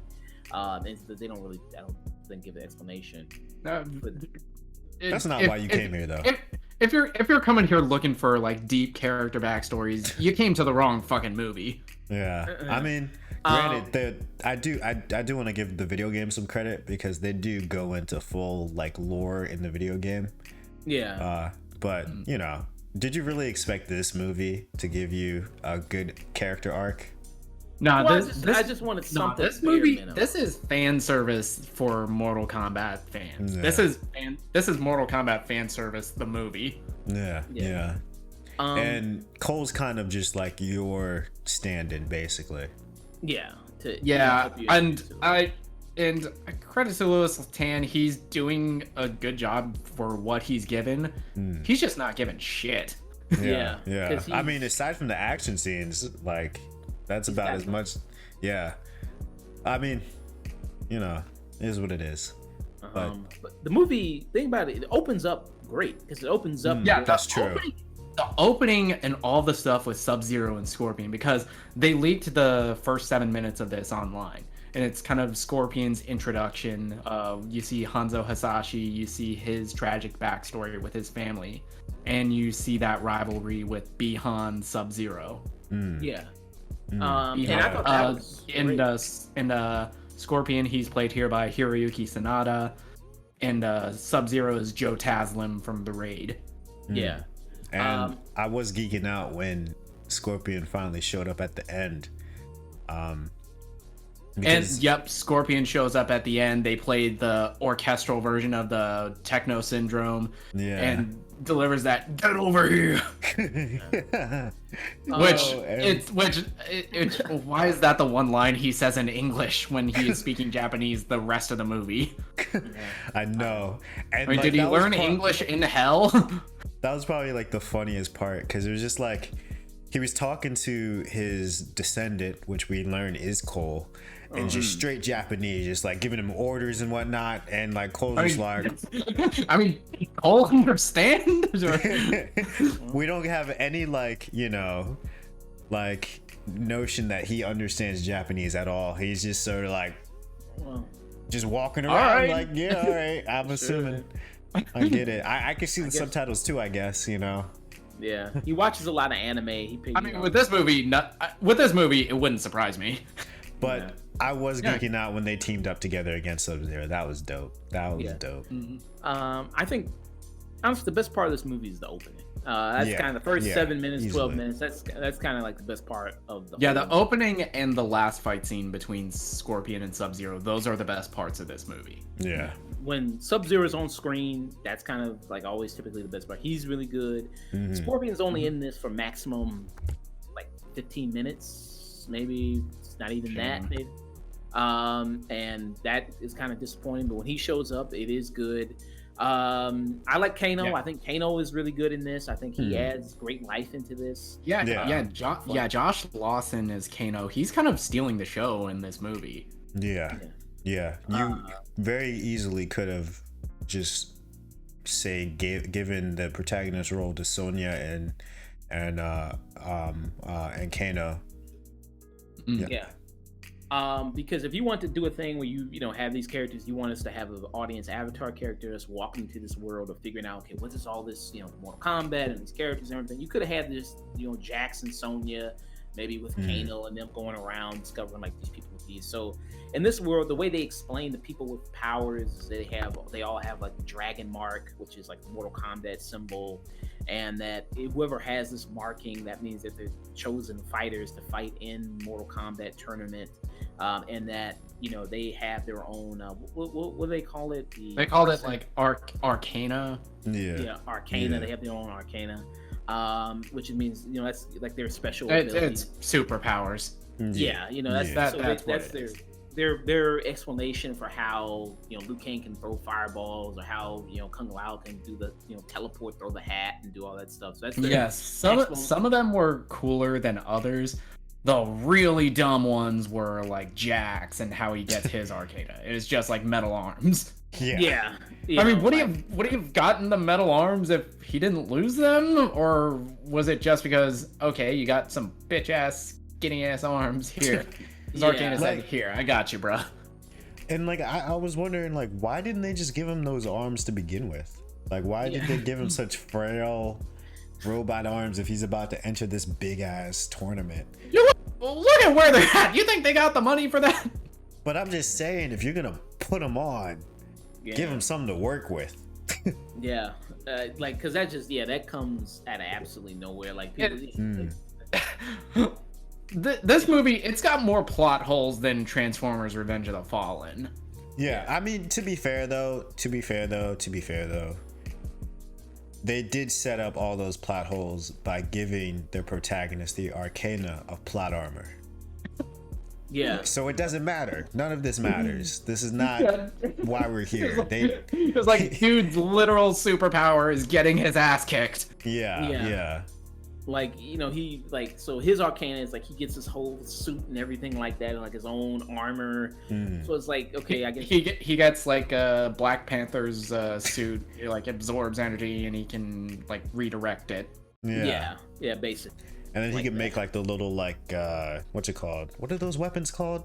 Oh, it's like I don't remember what it's called. It's like one's like a police baton that he can like twist around and hit people with, and the other is like a blade. I don't know what they're called. The arm blade thing.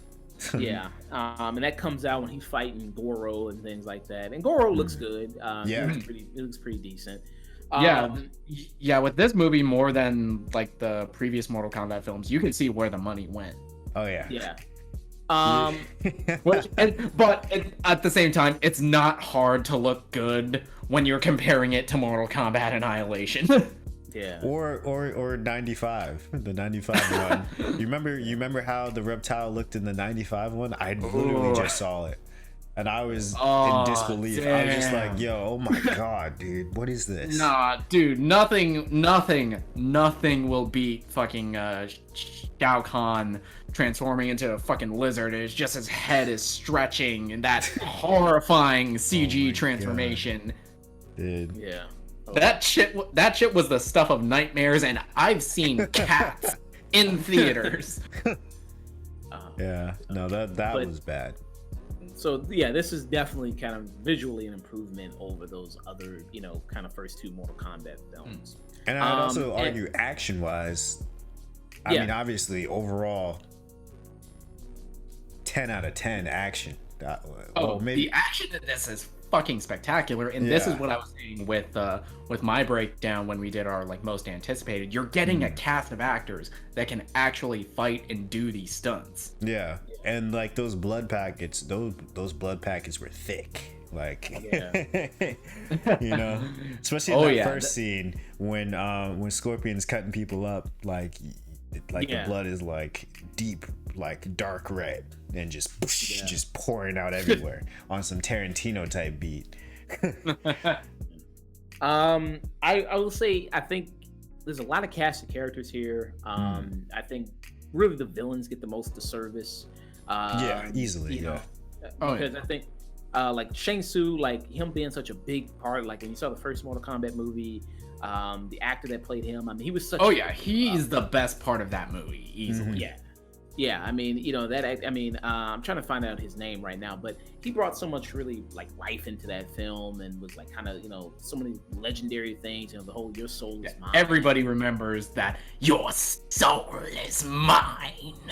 Especially that close-up cut to his face. Oh my God. I mean, that shit is iconic. He was absolutely really great here. The Shang-Chi here is kind of, first of all, you don't really see all that much of him. He's kind of there.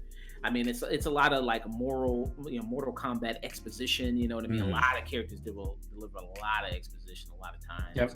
I do think the story here is the weakest because Mortal Kombat, it's all about this great tournament, and Shang Tsung's just trying to bitch his way out by killing the competition early. Yeah. We don't even get to the actual tournament. Once you realize this movie is just a prequel to actual Mortal Kombat, the tournament. I think it'll be looked more fondly on, but this because the actor who who plays Sub-Zero, he said he signed on to do 4 movies. I don't know if they're gonna make it to 4 movies, but but I don't know. Given the reaction to this, I don't know if they are gonna do another one. But like I said, I think the villains are really disservice to them, like Cabal, Melina. Yeah. Why does Cabal have a fucking Brooklyn accent? Yeah, like the way he's talking. Why is this cyborg dude with like dreadlocks? Why is he speaking with a Brooklyn accent? This is what I need to know.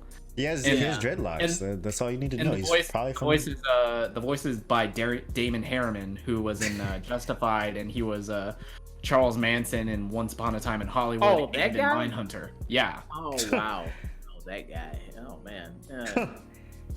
That's crazy. Oh wow. I did not hear that voice. I was like, yeah. So I mean, I just think like you have these big characters, especially like Melina, who's kind of like a big character. I know people really love her. I think it seems like you just wasted her in this. I thought you kind of maybe wasted Cabal in this. They're kind of just hench people essentially. Again, I thought the only one that was really of value was kind of Sub-Zero and the stuff he did, because he was badass. Anytime he showed up, he did all types of stuff badass. He is as threatening as an actor of Joe Taslim, as a martial artist of Joe Taslim's caliber deserves to be, because he's always kind of like the biggest, baddest dude in everything he's in. Like The Night Comes for Us, like Warrior. Yeah. I mean, I'd always heard about this in like the video game lore, but like I didn't realize how much of sort of like Terminator-esque like threat Sub-Zero was. You know what I'm saying? Like he's just walking in the rooms and everybody's shook. Everybody's shaking because it's cold. I think they do that. I think they do him so much justice in this movie, but of course all the other villains get the shaft. Like I said, the 2 best people I think in this are Scorpion or Sub-Zero. Everyone else is kind of mid. Liu Kang, very boring. That's just kind of like the nature of Mortal Kombat. Most of the weight is going to go into Scorpion and Sub-Zero, because those are the 2 most iconic characters. Those are the ones people want to see. You have Liu Kang, kind of boring, just kind of dull. I mean, he's an exposition machine. Pretty much. That's all he is. He shows up. Is it weird that I liked clapped too early? True. But is it weird that I think Liu Kang in the 95 movie is better? They get a lot of things wrong in the 95 movie, but they get a lot of things wrong in the 95 movie, but what they get right, they fucking nail it. He's got he's got more personality in the 95 version than he does here. I think that's mostly just because Liu Kang is reduced to a side character in this. True. Same thing with like Kung Lao. Same thing with like his character. When he shows up, he does the Kung Lao thing, teleporting from the ground, which I thought was that was cool. That was pretty nice. That was sick. And his flawless victory was that was straight from the video game. That was fucking dope. That might have been my favorite kill. But so all the other characters kind of get the shaft. Besides, I thought Raiden was actually kind of decent. I thought he was pretty good. And the Raiden in this is a giant step up from the 95 movie, because Raiden here is played by an actor named Tadanobu Asano, and you've seen him in the Thor movies as one of the Warriors 3. Oh, okay, that was him. Oh, okay. And he's carrying that gravitas of, this is an actual god. And to be fair, literally any Raiden, as long as you casted him as Asian, would have been better than the 95 and Annihilation. I mean, you can't get How worse did you get that than wrong? 95. How did you get that wrong? I don't comprehend it. It was. I mean, they literally. They cast Christopher Lambert in 95 because they wanted that Highlander audience. I guess. But you literally have Raiden's design before you to look at. How did you think that was a white man with long hair? Oh my god, dude. But so, Not this Frenchman who's laughing like Tommy Wiseau. It was like every fucking scene in that movie. It's like, funny. What a story, Liu Kang. But to give my final thoughts and rating for it, like I said, I mean, there's a lot of exposition, a lot of things that just kind of happen because it just has to happen. A lot of just plot conveniences that way, as we explained. Just like with the Literal plot armor being a point in this movie. Yeah, being a superpower even. I mean, at least they're honest about it. Most movies aren't, Yeah. Jax's arms, all this type of stuff like that. If they do further sequels of this, it's interesting because like somebody was maybe saying like maybe you should have did prequel movies just to focus on the other characters and then do the whole big thing, because this is like we said, it's not the tournament, which is like the big thing Mortal Kombat is known for, is the big tournament. So this is not even that. It's a prequel to the tournament. So if you are going to do like 3-4 movies of this, whatever, then maybe you can have a better chance to flesh out all the other characters like Jax, like Sonya and Liu Kang and things like that. The stuff they bring in. Excuse me. I wonder how that would work, because I feel like they feared that if they did do those backstory movies, that like solo movies, like say MCU style movies, I don't think they'd make their money back as much as say like a just straight Mortal Kombat movie. You know what I'm saying? Yeah, I don't think they would make their money back, and throughout those movies, you'd constantly be killing like most of your roster. Yeah, or you'd have to make up stuff. You know what I'm saying? Yeah. Well, it seemed like it'd be kind of cool, like we said, if like we see the opening of this, you see the origin of the beef that Sub-Zero and Scorpion have. Maybe if you had a movie where it's just like them constantly beefing throughout the whole thing. Shit like, was on sight. Yeah, like maybe one time one time he'll kill him, and then the other time they'll go back and he'll kill him, and he'll resurrect, and then he'll come back and kill him, or something like that, maybe to that effect. Or they'll, like it's the Shiryu versus the Lin Kuei, and then like these constant generations of ninjas and everything, like constantly feuding over and over again. But maybe that would have been like an interesting solo movie to do. But like you said, maybe they fear they couldn't get their money back, and like you're seeing a big kind of Mortal Kombat and everything like that. Maybe that's just an easier way for people to get in and watch this. I thought there's a lot of moments that are really kind of corny, but not in a good way. A lot of moments where they have to bring in the stuff from the video game, and I understand that. That's a big thing. Some of the stuff is fun. Some of the stuff is, I think it could have really improved upon much better. And overall, I would give this, I think, maybe like a 7 or 6.5 out of 10 for me. What did you guys think? Wow, I honestly expected you to give this like a 4 or a 3. I'm giving this a 6, even though it's a fun 6. It's like the most meathead 6 ever. Don't come in here looking for a good story. Don't come in here looking for good characters. Just if you already are familiar with the Mortal Kombat series, or if you just want just straight action, just straight hands and unique ways, this is your movie. This is it. This is what you deserve. Like this is great for that, What do you think, Nick? I mean, I feel like I'm the most positive about this movie, but at the same time, this is some dumb bullshit here. Yeah. This is one of the stupidest movies I've ever seen that I cannot wait to watch 10 times with fucking beer in hand.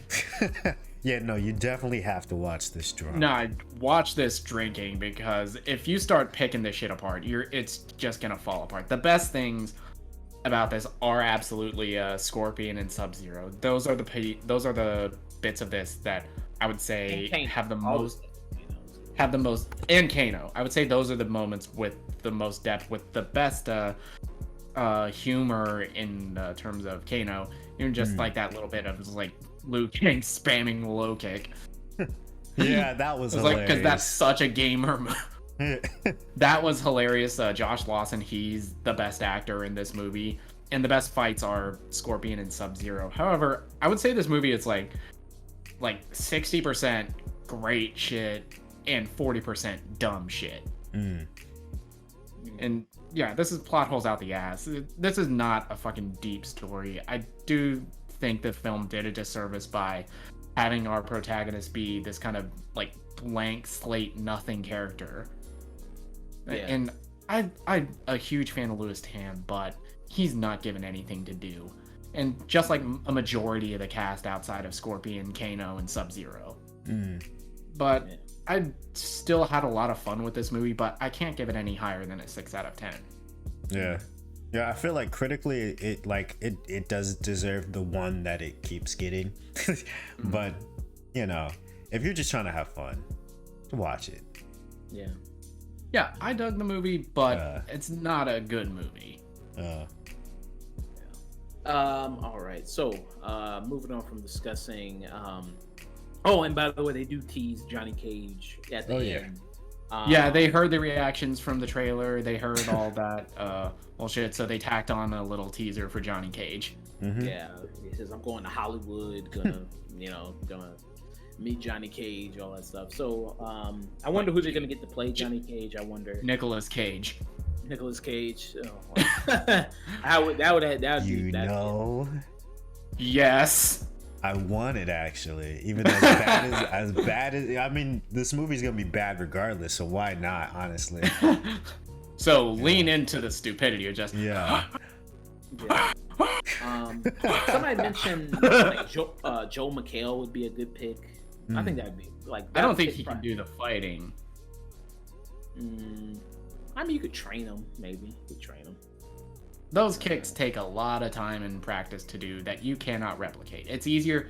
It's why John Wick, a lot of his fighting is like grappling and wrestling and jiu-jitsu, because that's a lot easier to teach your actor than like how to punch and how to stick.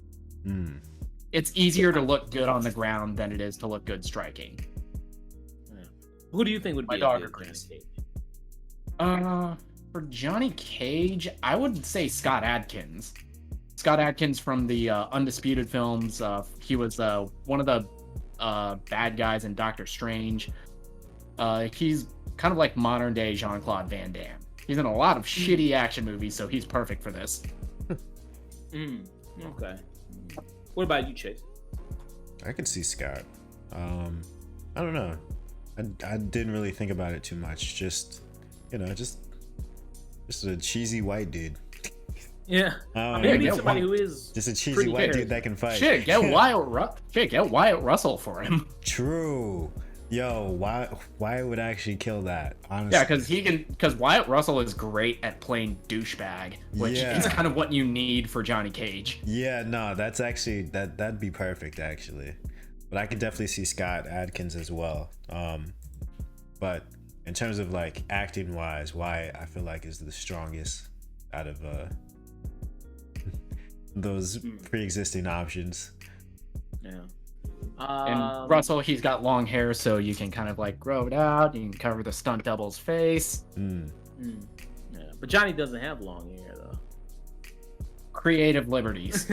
True. I mean, if the very first on-screen Raiden can have long hair, why not Johnny in the next movie?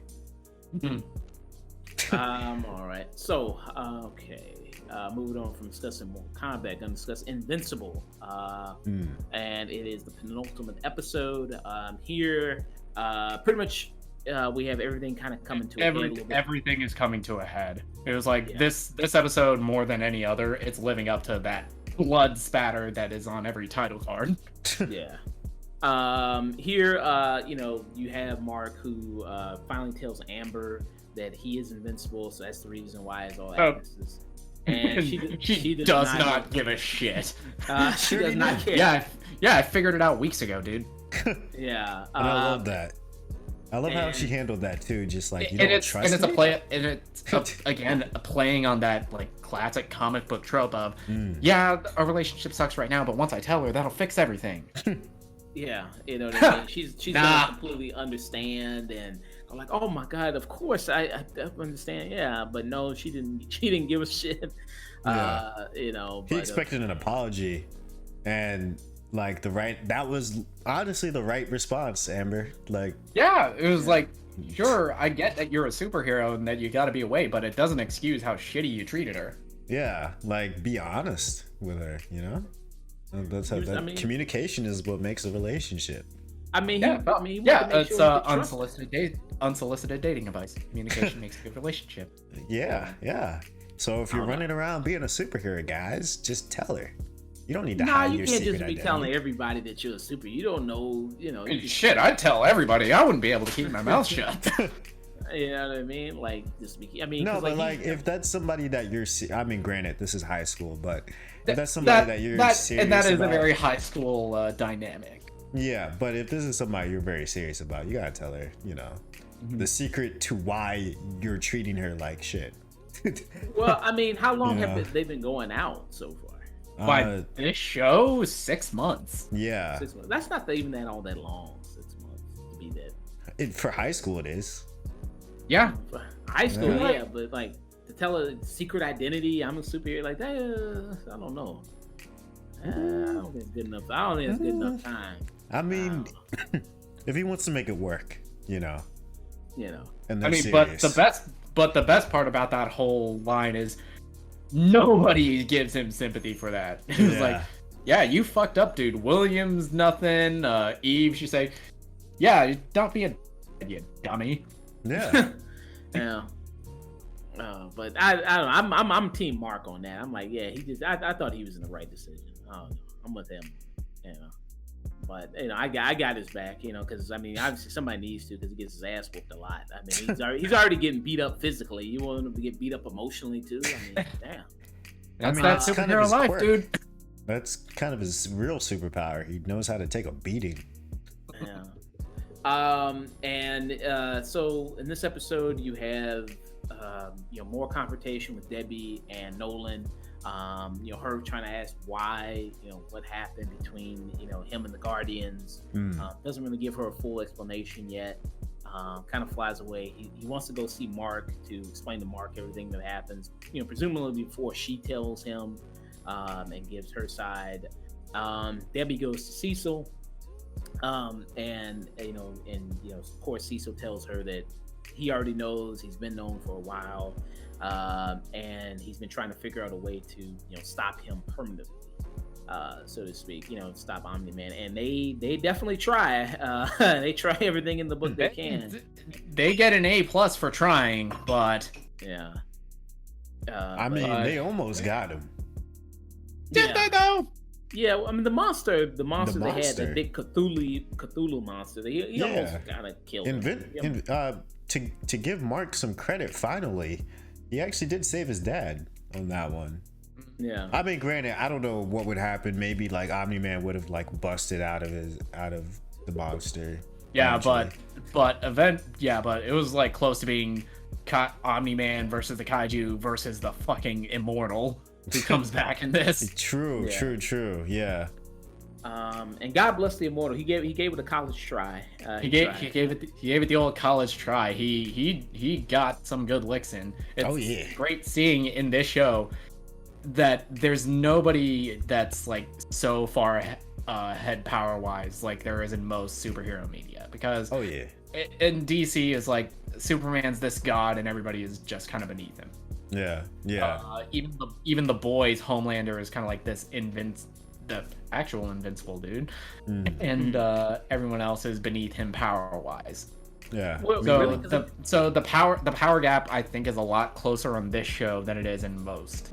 Yeah, I think the main thing is that Omni-Man is he is the one who's almost actually invincible in terms of just like he has like the endurance of like, I don't know how to describe it. He just has super endurance and obviously super strength, but he's not one-shotting.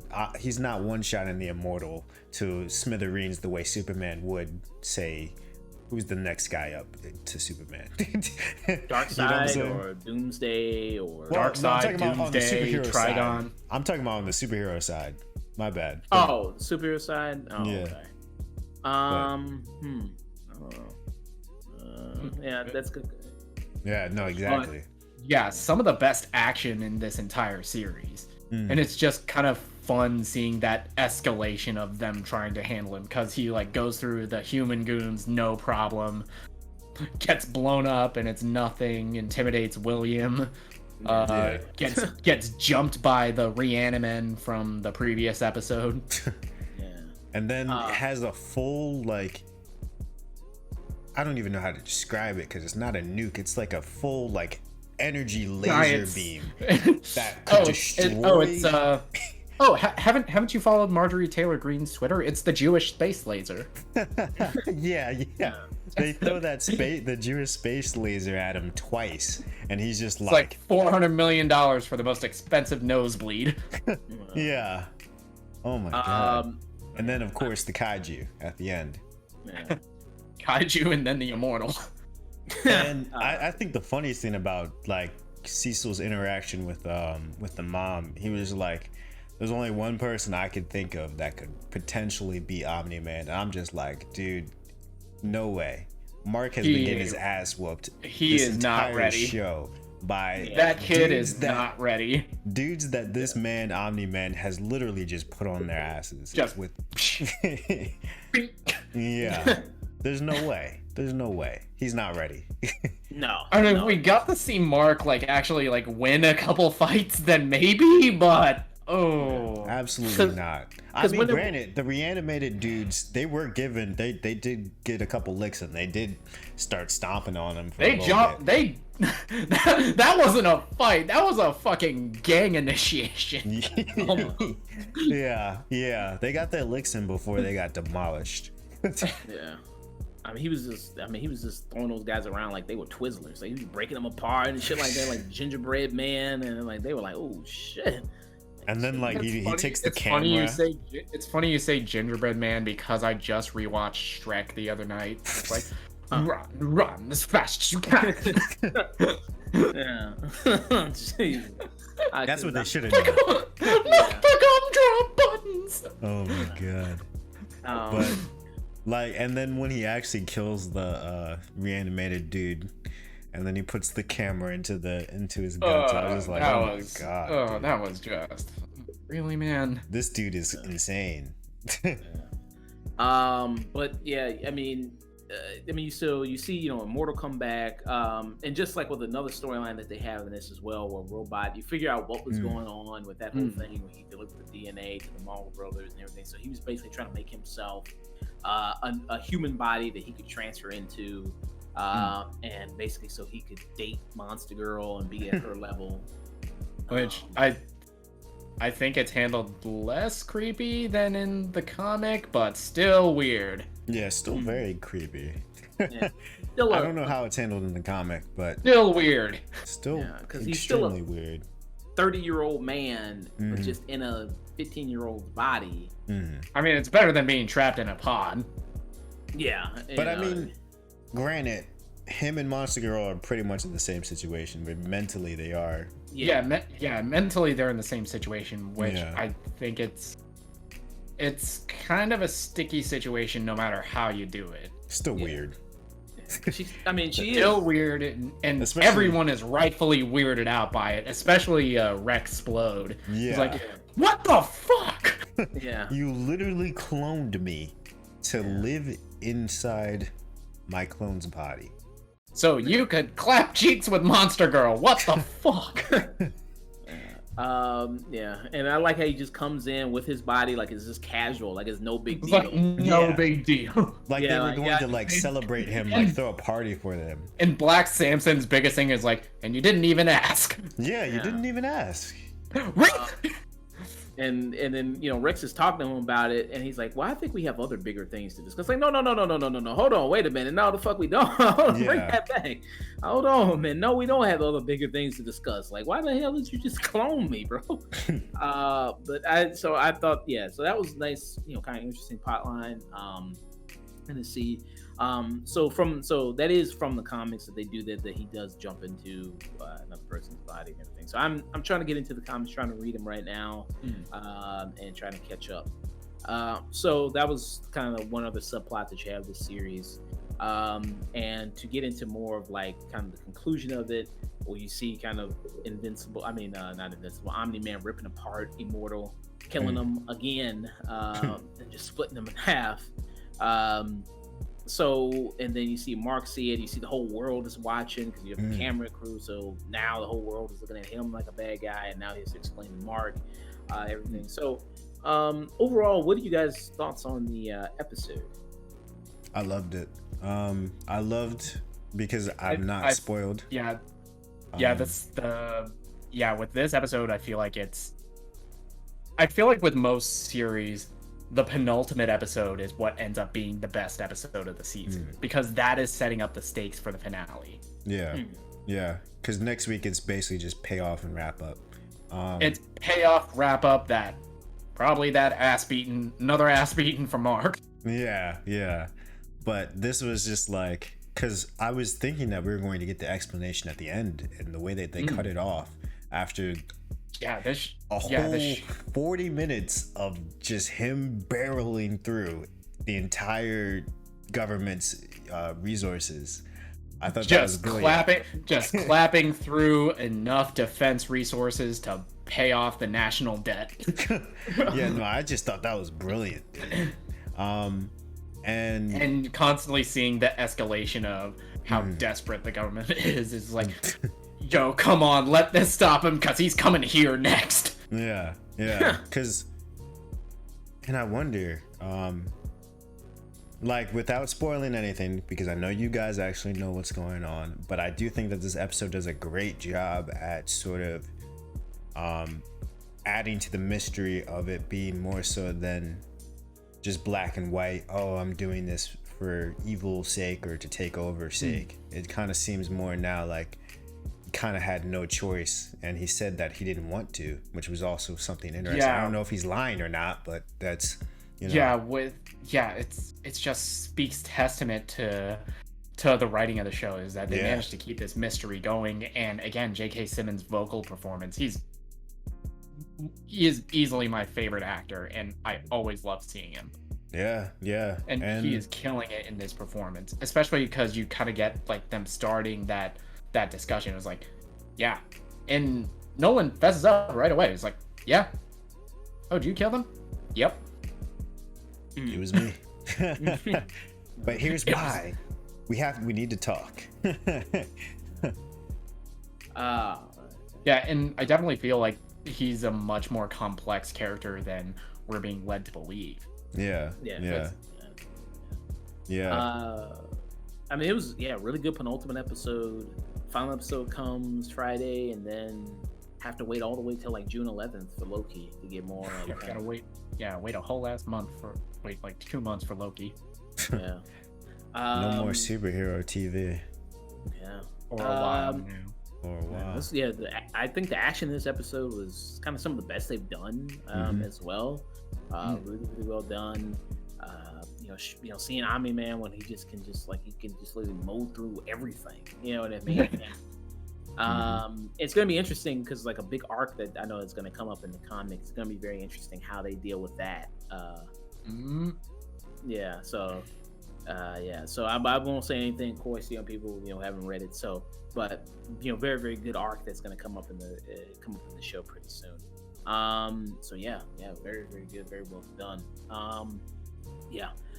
So just getting out of here with the new, just like final stuff, like Amelia Clark gonna be in the Secret Invasion TV show. Haven't heard any kind of speculation of who she's gonna play. Maybe Skrull, maybe something like that. I think for Secret Invasion, it's gonna tie into the blip more or less because of just how we saw the Skrulls and portrayed in Captain Marvel. They were our bad guys until it was revealed that the Kree were the villains all along, and Jude Law was really the bad guy. And I wonder how they're gonna adapt Secret Invasion in this context. So kind of wasted my time watching that Jake Paul Ben Askren fight, even though I saw it for free. Still wasting my time. It was like one of the single worst pay-per-views I've ever seen in my entire life. And he made millions off of it. Yeah. I mean, good for Ben Askren. He got paid. He got paid for that. Yeah. The quickest $500,000. He got paid like 5 times more than he's made in like 3 fights in the UFC. Yeah. Do you think it was rigged or no? I don't care. It doesn't. I think Paul's a shitty boxer, but is like he's no technique. Everything he throws is just hard. It's like even if you watch him like hitting bag or sparring, it's all hard, and like half the time his eyes are closed. There was a breakdown. I can't remember his name, but there was a breakdown that Nick posted in the group chat that perfectly explains the situation. Yeah, it was done by Ray Longo. He's a world-renowned mixed martial arts coach. He's coached Matt Serra for his fight against George St. Pierre when he won. He coached Chris Weidman when he fought Anderson Silva. And the guy's a brilliant mind in combat sports. He's essentially saying that for Jake Paul, one, you're not holding a fucking candle to any number of beasts at his weight class in the boxing gym, because even novice boxers are lighting his ass up. And he is not putting himself through the wars that they go through in the gym. But still, Ben isn't a striker. Yeah. He was never really a striker. So, I mean, I thought it was going to go down to decision, but I still, because, you know, we've seen Ben take hits, but, you know, we should have expected Jake to win because he's actually been training for boxing, no matter how amateurish he is. He's been training. Yeah. We've seen it with Nate Robinson. Watch the whole event, kind of. I mean, first of all, it was mostly musical performance. Like you had, Doja Cat and Too Short. I came here for a boxing match, not Fire Festival. Yeah, not a whole concert. I have expected to see like Ja Rule in like a producer role in this. Yeah, I'm surprised he didn't show up and perform, because he had like all those kind of old rappers and everything like that show up. Then you had like a slap fight, which was hosted by Ric Flair was there. And then Ric Flair and fucking Pete Davidson. Which again, good on Pete Davidson for calling out Jake Paul for what a piece of shit he is. Oh yeah. I heard about that because he has a case on him. He's got some cases that he needs to settle. Or he needs to go to jail for, we'll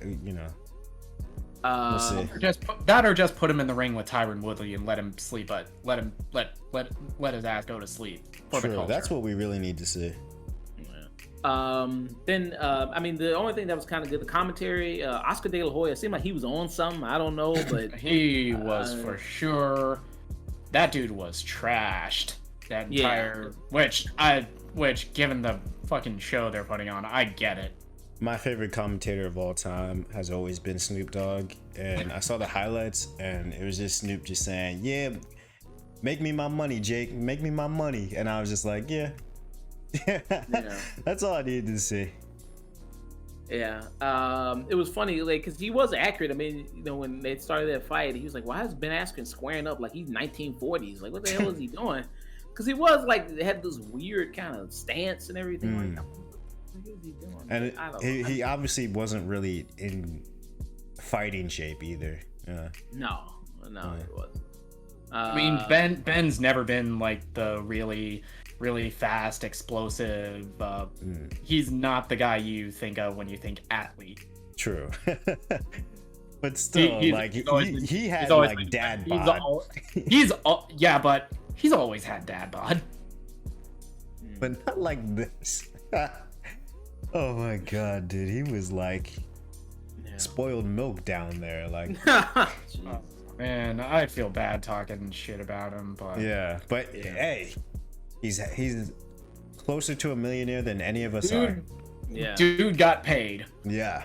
That's why I just find it hard to believe, like, really one punch. I mean, the ref called it, I think, way too early, but yeah, the ref absolutely called that too early. But hey, that was the quickest $500,000 on record that has ever been made. Yeah. True. All right, so we're gonna get out of here, people. It was a great show. Talked about a lot of stuff. Apparently I'm a hater of Marvel now. Yes, you are. Apparently DC checks. Yeah, where's your check from Warner Brothers? Let me get some of that. Before Loki comes out, we'll slander the shit out of Loki, even if it's good. Yes. Hey, the opinions of the show are definitely not up for sale. Yeah. Absolutely not. Absolutely not. Yeah. We Absolutely will not. never be bought and sold. But yeah, it was good show. Never sell out. Talk about a lot of good stuff. Talk about the final episode of Falcon the Winter Soldier, and also an episode of Invincible. Discussed a really great movie and Father. Really enjoyed watching that a lot. And A really great movie in The Father and a really dumb movie in Mortal Kombat. yeah. So people are going to get out of here. Hey, don't forget to always check us out on YouTube, of course, youtube.com/afternoon-tune. Check us out on the social medias, facebook.com/afternoon-tune. Of course, IG, at the afternoon tune. Going to upload clips. TikTok at the afternoon tune. We're also doing Twitch streams, twitch.com/the afternoon tune. I'm going to be doing some streaming today, Friday, 23rd. Going to be doing like a stream in case you all watch this later, catch it later, everything like that. Watch the recording of that. I'm going to be doing stream Mortal Kombat because it's the 2-year anniversary of the video game Mortal Kombat 11 that debuted, of course, and because the movie just came out. So I'm going to be playing some of that online today. And of course, if you always want to send us questions, concerns, any of that stuff like that, email us at theafternoon@gmail.com. And of course, wherever you listen to podcasts like Spotify and Apple Podcasts, we're on there as well. And if you're on Apple Podcasts, hey, don't forget to leave that 5-star rating, that great rating, and help boost up the podcast. We're at 89 subscribers now on the YouTube channel. Push us to 100. Trying to get to 100. We're close. So trying to get there, that'd be nice. So that'd be pretty cool. Chayse, where can people find you? You can find me at Mr. Chayse Mac on Twitch, Twitter, and Instagram. That's spelled MRCHAYSEMAC. Where can they find you, Nick? You can find me Instagram, Twitter, Twitch at Night and Day Nick. That is really good. They're doing some good stuff on there. I saw Chayse, he's streaming another game finally, streaming Ghost of Tsushima. Good for him. Finally getting out of that persona. Stop being a hater, bro. Let's get out of here. Stop doing that. All right. So, people, hope you enjoy the show. Hope you have a great time listening. And don't forget to always stay tuned. Wow, it's a beat.